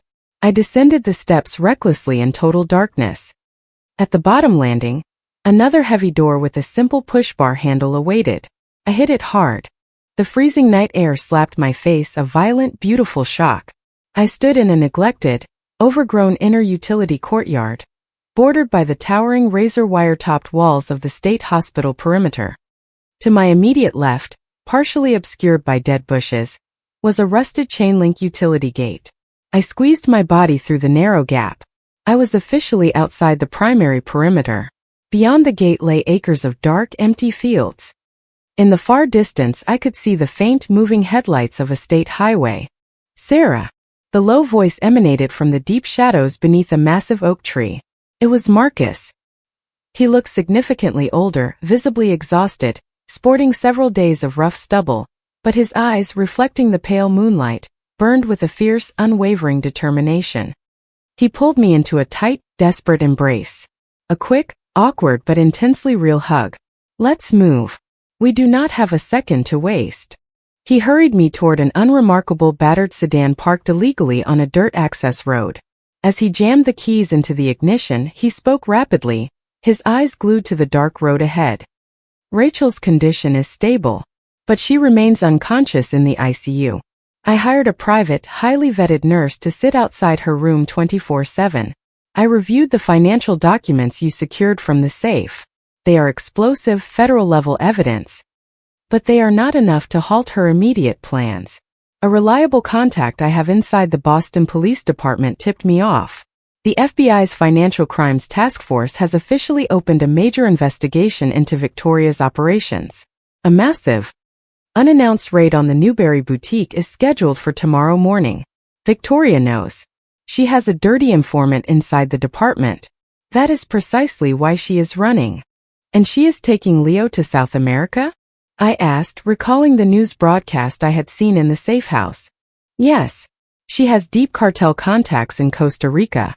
Untraceable money, secure compounds. If she crosses international airspace with Leo, armed with the temporary custody orders Julian signed and your documented status as an escaped forensic psychiatric patient, it will require years of international litigation to bring him back, if we ever can. She chartered a private jet. It departs tomorrow morning at 11:00 a.m. from Hanscom Field. The filed flight plan lists the Cayman Islands as a decoy, but the pilot has clearance to land at a private, unregulated airstrip in Costa Rica. We have to stop her. We have to take the ledgers to the FBI right now and tell them the truth about the DNA test. And what exactly will you say regarding Leo? Marcus finally looked at me, his gaze hardened by harsh realities. That he might not be Julian's biological son, without a certified, positive DNA match from the actual father. It is legally hearsay, and you are currently an escaped ward of a state forensic psychiatric hospital with a documented history of severe violence. What federal judge is going to grant an emergency injunction based on your testimony? Victoria has high-priced lawyers, corrupt cops, and politicians in her pocket. She will legally crush us before the plane even taxis. Then what the hell do we do? Raw, unadulterated desperation clawed at my throat. We cannot stop her legally. But there is someone who has the authority. Someone whose federal investigation Victoria has severely jeopardized, and who has a massive personal stake in ensuring she does not leave U.S. soil. Marcus paused, the silence heavy with impending revelation. Daniel. The name detonated in the small confines of the car like a flashbang. Daniel. The man from the holiday party. The potential father. Julian's former colleague. He is an undercover federal agent, my father continued, his voice steady. Assigned to the FBI Financial Crimes Task Force. He has been painstakingly mapping Victoria's offshore money laundering network for 18 months. It is his primary case. And as of yesterday, he also knows the truth about Leo. I anonymously forwarded the DNA lab results to his secure encrypted email, but he knows exactly what it means. How? Why did you do that? Marcus gripped the steering wheel until his knuckles turned white. Because when I discovered Victoria Sterling had maneuvered her way into your life, years after your mother took you away, I started monitoring her operation, keeping a distant watch to ensure your safety. I know exactly the kind of violent predator she associates with. I know Daniel infiltrated Julian's corporate firm specifically to gather intelligence on her. And I know for a fact that you and he crossed paths the night of that corporate party 4 years ago. I was parked down the street. I saw him leave your apartment building in the early hours of the morning. The confirmation hit me like a physical weight, leaving me breathless. It was true. Daniel was the biological father. And he was a federal agent. And Victoria knew, or at least strongly suspected the betrayal. That was the real reason she was fleeing in such a desperate panic. And what is he going to do about it? I asked, my voice trembling with a chaotic mix of fear and hope. He is going to attempt to intercept her at Hanscom Field. He secured a federal subpoena demanding she surrender her passport pending the financial investigation. But the legal grounds are currently weak without the ledgers. With her army of attorneys, she could potentially stall the agents and board the flight. Unless, he glanced at me in the rearview mirror. Unless there is a chaotic variable that causes her to lose her ironclad composure. Something that provokes a severe, undeniable public mistake in front of federal witnesses. Someone she despises more than anything else on earth. I understood the terrifying strategy instantly. I was that variable. The bait. The ultimate provocation. Take me to the airport, I said, my voice hardening, stripped of all hesitation. I will stop her. I am getting my son back. It is incredibly dangerous, Sarah, Marcus warned grimly. If she feels completely cornered, she is capable of lethal violence. I have already experienced what she is capable of, I said, staring out the passenger window at the approaching city lights, blinking like indifferent eyes in the pre-dawn darkness. Now she is going to experience what I am capable of. I clenched my fists, visualizing Victoria's arrogant sneer, the phantom weight of Leo in my arms. The long, agonizing game was approaching its final, explosive move, and this time, I was not heavily sedated. I was wide awake, and I was prepared to burn her world to the ground. The damp, freezing air of the Massachusetts morning hit me as I exited Marcus's truck in the sprawling long-term parking lot of Hanscom Field. The air smelled heavily of aviation fuel and impending goodbyes. Marcus gripped my shoulder firmly. Over there, the private aviation terminal. FBO Terminal B. She has the jet prepped on tarmac for a Gulfstream. I contacted an old union buddy who works ground control here. Victoria, Julian and Leo are currently waiting in the VIP executive lounge for final international clearance. He handed me a plastic security badge attached to a lanyard. This credential will grant you access to the concourse. I had to call in a massive favor to get it, but it will not hold up to intense scrutiny for long. He looked at me, his exhausted eyes reflecting a depth of paternal concern I had never witnessed before. Sarah, please be careful. When she realizes she is trapped. I know, I said, adjusting the oversized, navy blue jacket Maya had procured for me before the escape. It was a generic airport janitorial uniform. It was my armor. My hair was pulled back tightly into a severe bun, hidden beneath a plain baseball cap. Where will your position be? Right here, engine running, ready for a rapid extraction if things go south. And Daniel is already inside the perimeter. He expects you. Do not interfere with his federal authority, but give him the opening he needs to execute the arrest. I nodded sharply. I did not know how to process my emotions regarding Daniel. A chaotic storm of anger, profound confusion, and desperate hope raged inside me. He was the father of my child, and simultaneously my only viable weapon against Victoria. I turned and marched toward the glass-fronted terminal, my heartbeat sinking with the low, powerful roar of the jet engines on the tarmac. The forged pass worked. I bypassed the standard security checkpoint without drawing a second glance. Only one distracted TSA agent briefly checked my uniform. The VIP executive lounge of the private terminal was a sanctuary of hushed, arrogant luxury. Deep leather armchairs, complimentary champagne, and a polished marble bar. And there, occupying a secluded corner suite, I spotted them. Victoria, looking immaculate in a tailored cream-colored cashmere travel suit, was barking orders into her cell phone in a low, imperious tone. Julian, looking pale and thoroughly defeated, aimlessly scrolled through his tablet, actively avoiding his mother's intense gaze. And curled on a plush sofa, clutching a small electronic tablet, was Leo, my son. He looked so incredibly small, swallowed by a heavy winter coat that was clearly a size too large. My chest tightened painfully. I took a deep, stabilizing breath. I could not rush him. Not yet. The trap had to be sprung perfectly. I moved forward methodically, pretending to aggressively polish a nearby glass coffee table with a rag. Victoria abruptly ended her call and snapped her attention to Julian. Everything is finalized. We board the aircraft in exactly 15 minutes. I have confirmed the security detail is waiting at the compound in Costa Rica. A long, quiet stay, far away from this impending legal circus. Her gaze drifted to Leo, and there was not a shred of maternal warmth in her eyes, only the cold satisfaction of possessing a valuable asset. He will adapt to the new environment. Children are resilient.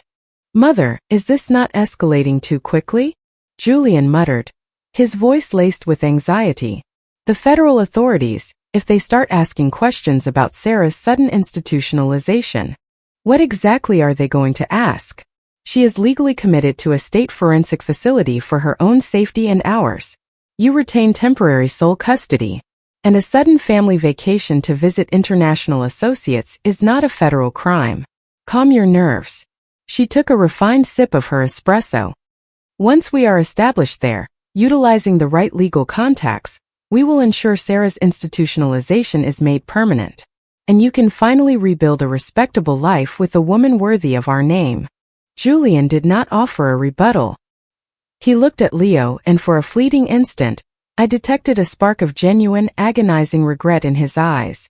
Perhaps buried deep beneath layers of cowardice, a sliver of humanity remained. I could not wait another second. I dropped the cleaning rag onto the marble floor and walked directly toward their enclave. I pulled off the baseball cap. My dark hair tumbled over my shoulders. Victoria was the first to register my presence. Her fine china cup stopped midway to her lips. Her dark eyes widened, not with fear, but with a sudden glacial explosive fury. Julian shot to his feet as if electrocuted, knocking his glass of water onto the expensive rug. Sarah? How in God's name? Hello, Julian. Hello, Victoria. I said, my voice projecting a strange, eerie calm into the hushed atmosphere of the lounge. Heading out for an extended vacation, are we? Leo looked up from his glowing screen. His large dark eyes locked onto my face. "Mama," he whispered, immediately sliding off the leather sofa. "Do not move a muscle, Leo," Victoria commanded, her voice recovering its lethal edge instantly. She stood up quickly, physically blocking the path between me and my son. "How did you breach security? How did you escape the facility? Guards, I need terminal security here immediately."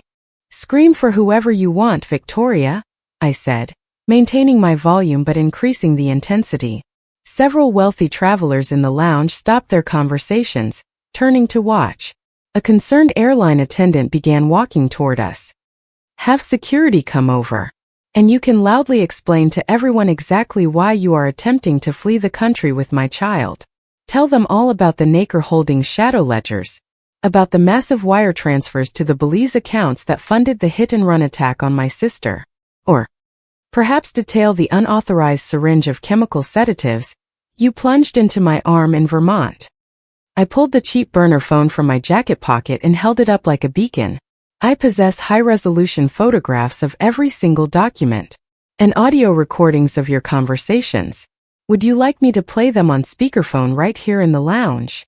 Julian's face turned the color of ash. "Sarah, what insane things are you saying? Mother, what is she talking about? She is a pathological liar," Victoria shrieked, though a violent, nervous tic had materialized near her left eye. "This deranged woman is an escaped, highly dangerous psychiatric patient. Someone call the federal police."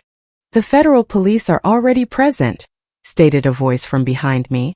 It was deep, commanding, and absolutely calm. I turned around. He stood there. Daniel, taller and broader than my fragmented memory served, wearing a dark, tailored suit that failed to conceal his athletic, tactical build. A heavy FBI badge hung prominently from a chain around his neck. His face was a mask of professional severity, his eyes the color of dark roasted coffee. They locked onto mine for a fraction of a second, swirling with an emotion I could not fully decipher, before snapping onto Victoria like laser sights.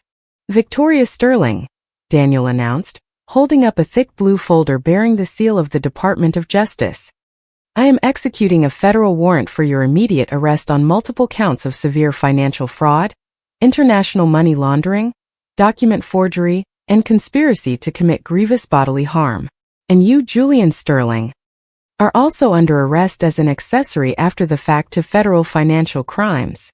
Two heavily armed, plainclothes federal agents materialized silently behind him, blocking the exits.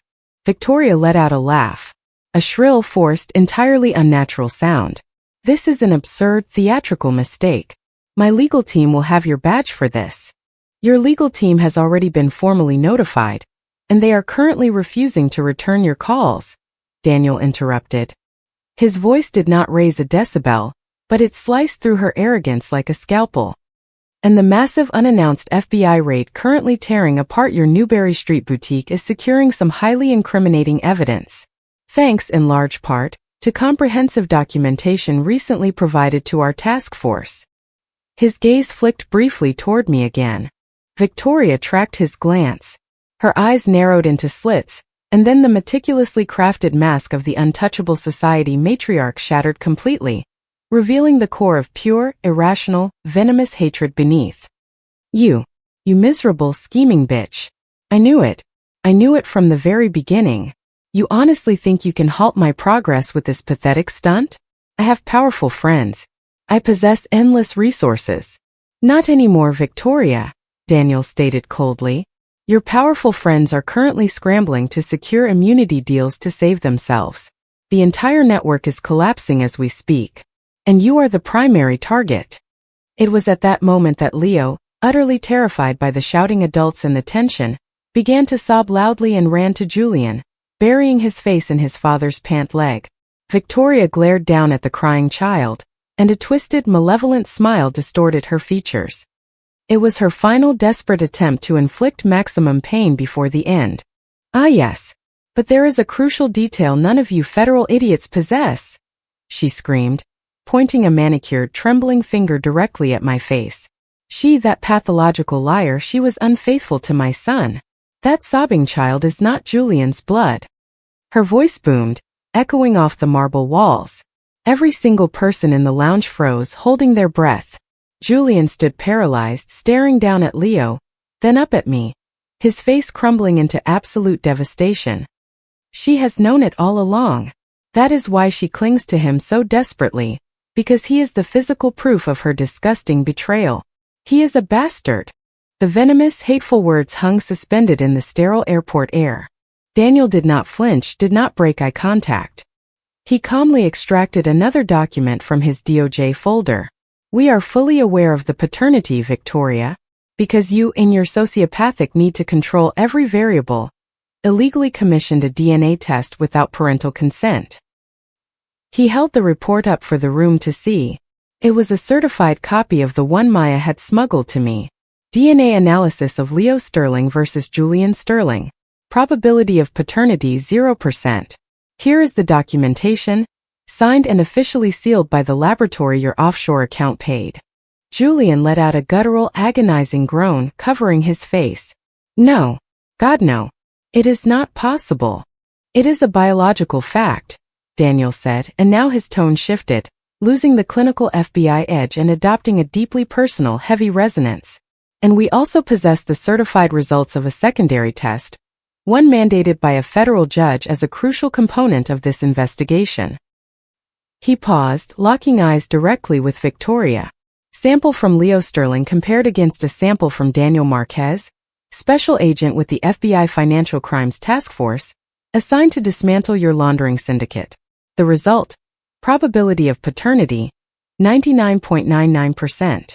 The ensuing silence was absolute, suffocating, broken only by the distant, muffled roar of a jet engine spooling up outside. Julian collapsed onto the leather sofa as if his spine had dissolved. Leo, crying hysterically, clung to his arm, profoundly confused and scared. Victoria seemed to physically shrink inward. Then her bloodshot eyes darted frantically from Daniel to me, and a horrifying paranoid comprehension illuminated her face. You are the undercover agent. The rat who infiltrated Julian's firm to spy on my operations. And she was your designated bait. You orchestrated this entire scenario intentionally, she screamed, her mind fully snapping, losing all connection to reality. It is a massive federal conspiracy. You deliberately trapped me. No one set a trap for you, Victoria, Daniel said with chilling calm. You built your own prison with your insatiable greed and your profound cruelty. The only person who systematically deceived Julian was you. By hiding the truth about his marriage, about the criminal nature of his life, and about the son that, despite everything, he appears to genuinely love. He cast a brief, pitying glance at Julian, who was weeping silently into his hands. Victoria was panting heavily, cornered like a rabid animal.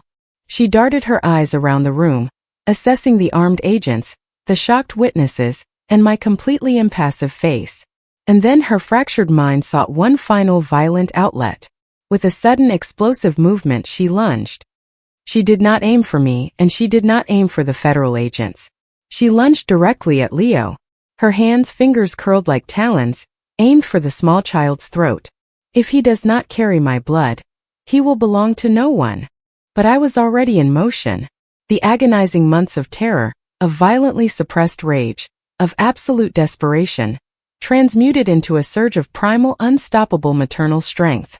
I threw my entire body weight between her and my son, grabbing her wrists with a bone-crushing grip. She thrashed wildly, spitting vile curses, but she was blinded by sociopathic rage, and I was fueled by the unyielding momentum of a mother protecting her child. Get your hands off him, you monster! I screamed, shoving her backward with explosive force.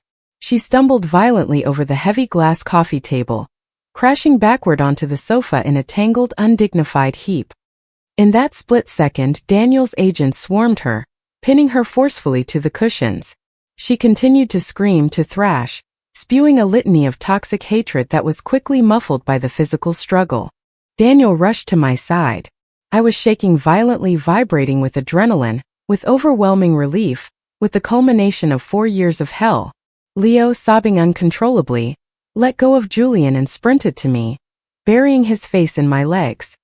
I dropped to my knees and crushed him in a desperate hug, burying my face in his soft hair, feeling for the first time in seemingly endless months that my fractured world was finally beginning to realign itself, even if it remained in shattered pieces. Julian watched us, Leo and me, with hollow, defeated eyes. Then he slowly turned his gaze to his mother, who was now being aggressively hauled to her feet and handcuffed by the federal agents. Her impeccable cream suit was torn and wrinkled, her mask of superiority destroyed forever. Without uttering a single word, Julian extended his wrists, allowing another agent to secure the cuffs, and they were both marched out of the executive lounge. The VIP area fell into a heavy, deeply uncomfortable silence. The wealthy travelers muttered nervously, actively averting their eyes from the raw display of destroyed lives. Daniel knelt slowly on the marble floor in front of Leo, who was cautiously watching him from the secure shelter of my arms. "Hi, Leo," he said, using a soft, incredibly gentle voice I had never heard him utilize before. "I am Daniel. I work for the FBI, and I came here to make sure your mom is safe." Leo said nothing, merely pressing his small body tighter against my chest. Daniel slowly raised his eyes to meet mine. They were incredibly serious, burdened with an astronomical weight of regret and responsibility. "I am so deeply sorry," he said, and the words seemed to bleed directly from his soul. "I am sorry for not being present, for not knowing the truth, for absolutely everything you endured." I did not possess the vocabulary to respond. There was simply too much to process. Too much lingering trauma. Too much freshly uncovered truth. I could only manage a slow nod as I rocked our son in an airport terminal filled with silent strangers, while the toxic echo of Victoria's final curses still tainted the air-conditioned atmosphere. The federal courtroom in Boston smelled of aged mahogany, suppressed anxiety, and raw judicial power, a scent I was now intimately familiar with. This was not the initial arraignment, nor the preliminary hearing. We had survived grueling weeks of intense depositions, aggressive cross-examinations, and the presentation of exhaustive expert reports. But today was the designated day for closing arguments. The day this nightmare would officially conclude. I, Sarah, sat stoically in the witness gallery, but today I felt more grounded and solid than I had in years. I wore a tailored, simple navy blue suit. I refused to project the image of a broken victim. I wanted to project exactly what I was. A fierce mother who had waged war for her son and for the absolute truth. Seated beside me in the front row was my father, Marcus. He looked older, weathered by the stress, but with more vibrant life in his eyes than I had witnessed in decades. Across the vast room, sitting in the defendant's dock, Victoria seemed to have physically shrunk inside her orange correctional jumpsuit. Her gaze, once described as penetrating steel, was now merely cracked ice. It was brittle but still inherently dangerous. Julian was conspicuously absent. He had quickly accepted a federal plea deal, agreeing to testify extensively against his mother's operations in exchange for a significantly reduced sentence for complicity and fraud. He was currently housed in a minimum security facility in another state, attempting to vanish from memory. I did not miss him in the slightest. The lead federal prosecutor, a sharp, meticulous man in his late 30s, stood and approached the podium. "Your Honor, members of the jury, the government presents its final conclusions. This is not merely a tragic case of domestic abuse or localized corporate fraud.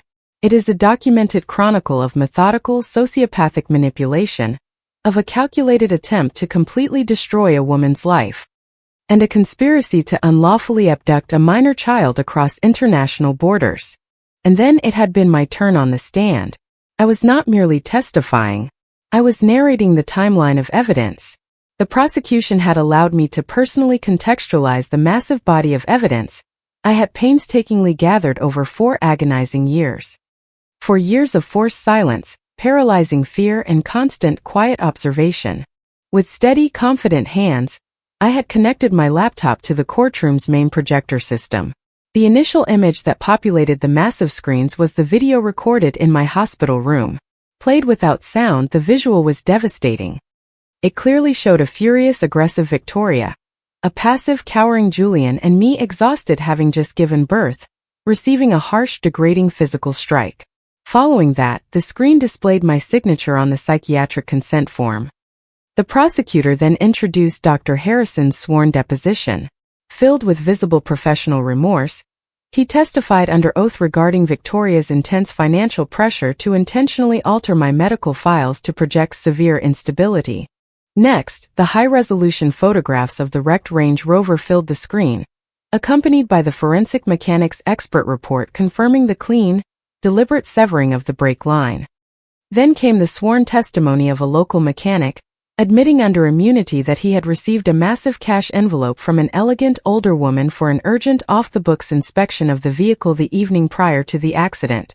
Following that, the prosecution displayed the shadow ledger seized from the jewelry boutique, the fabricated invoices linking Naker Holdings, and the exhaustive reports from the FBI Financial Crimes Unit, meticulously tracing the massive flow of illicit cartel funds from ghost accounts in Belize directly into Victoria's personal domestic accounts.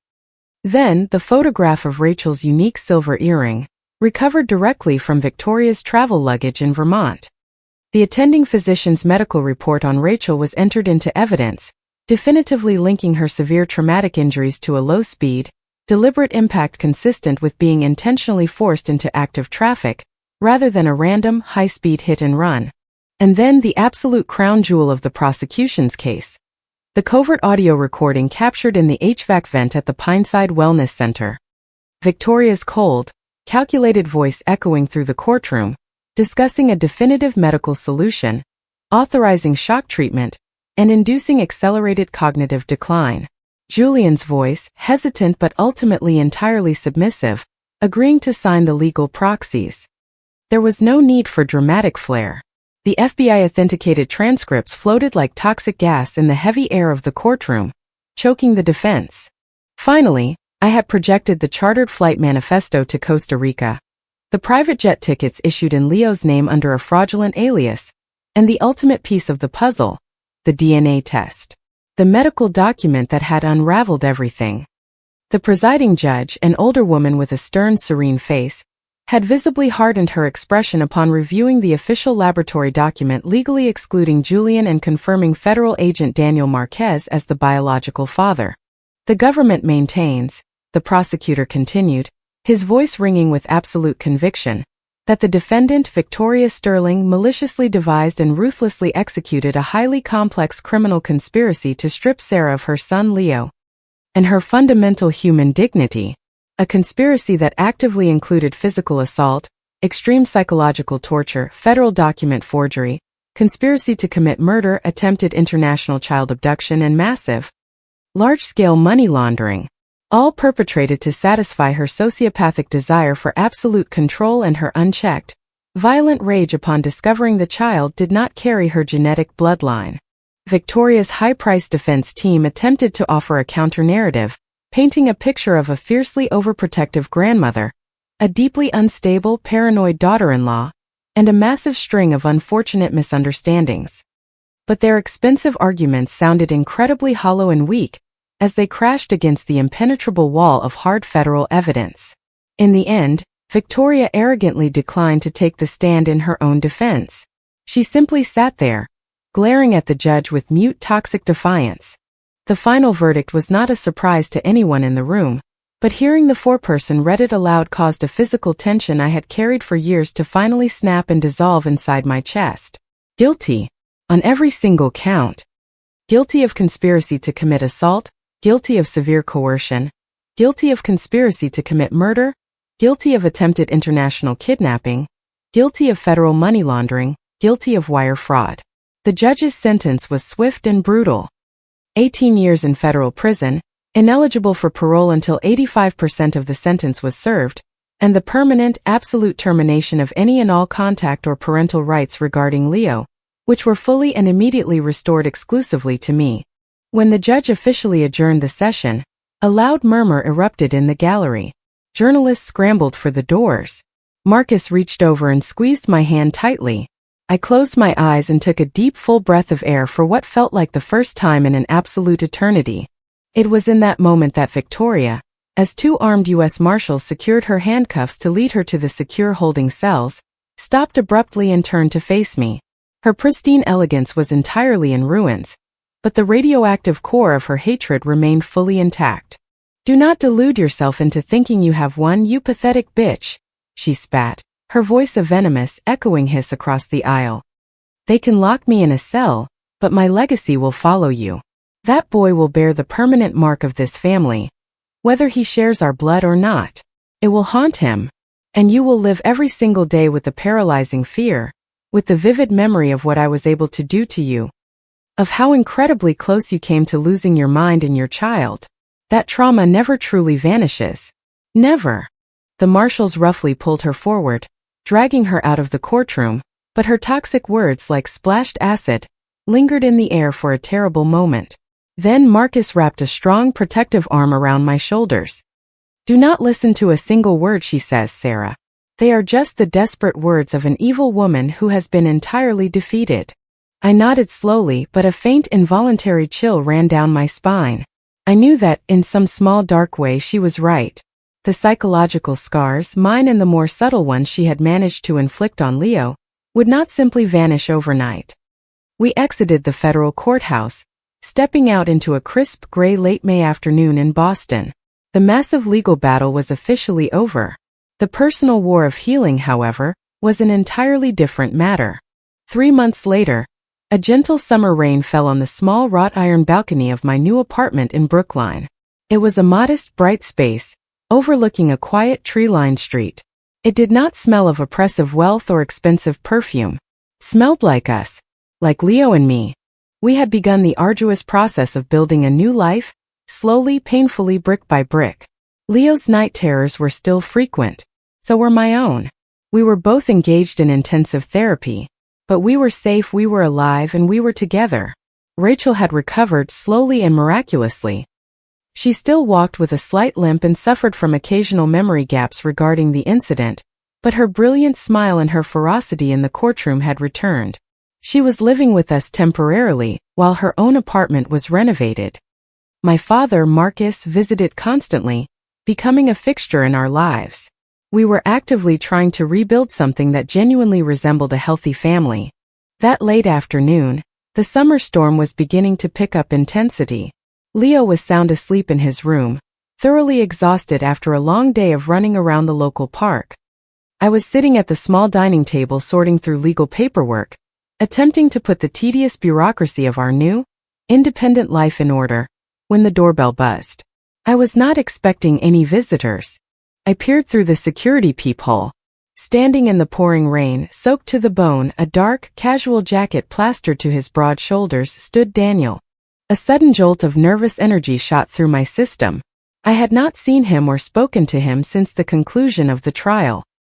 He had testified on the stand, acting coolly and strictly professionally, outlining the financial crimes, and then he had vanished back into the federal apparatus.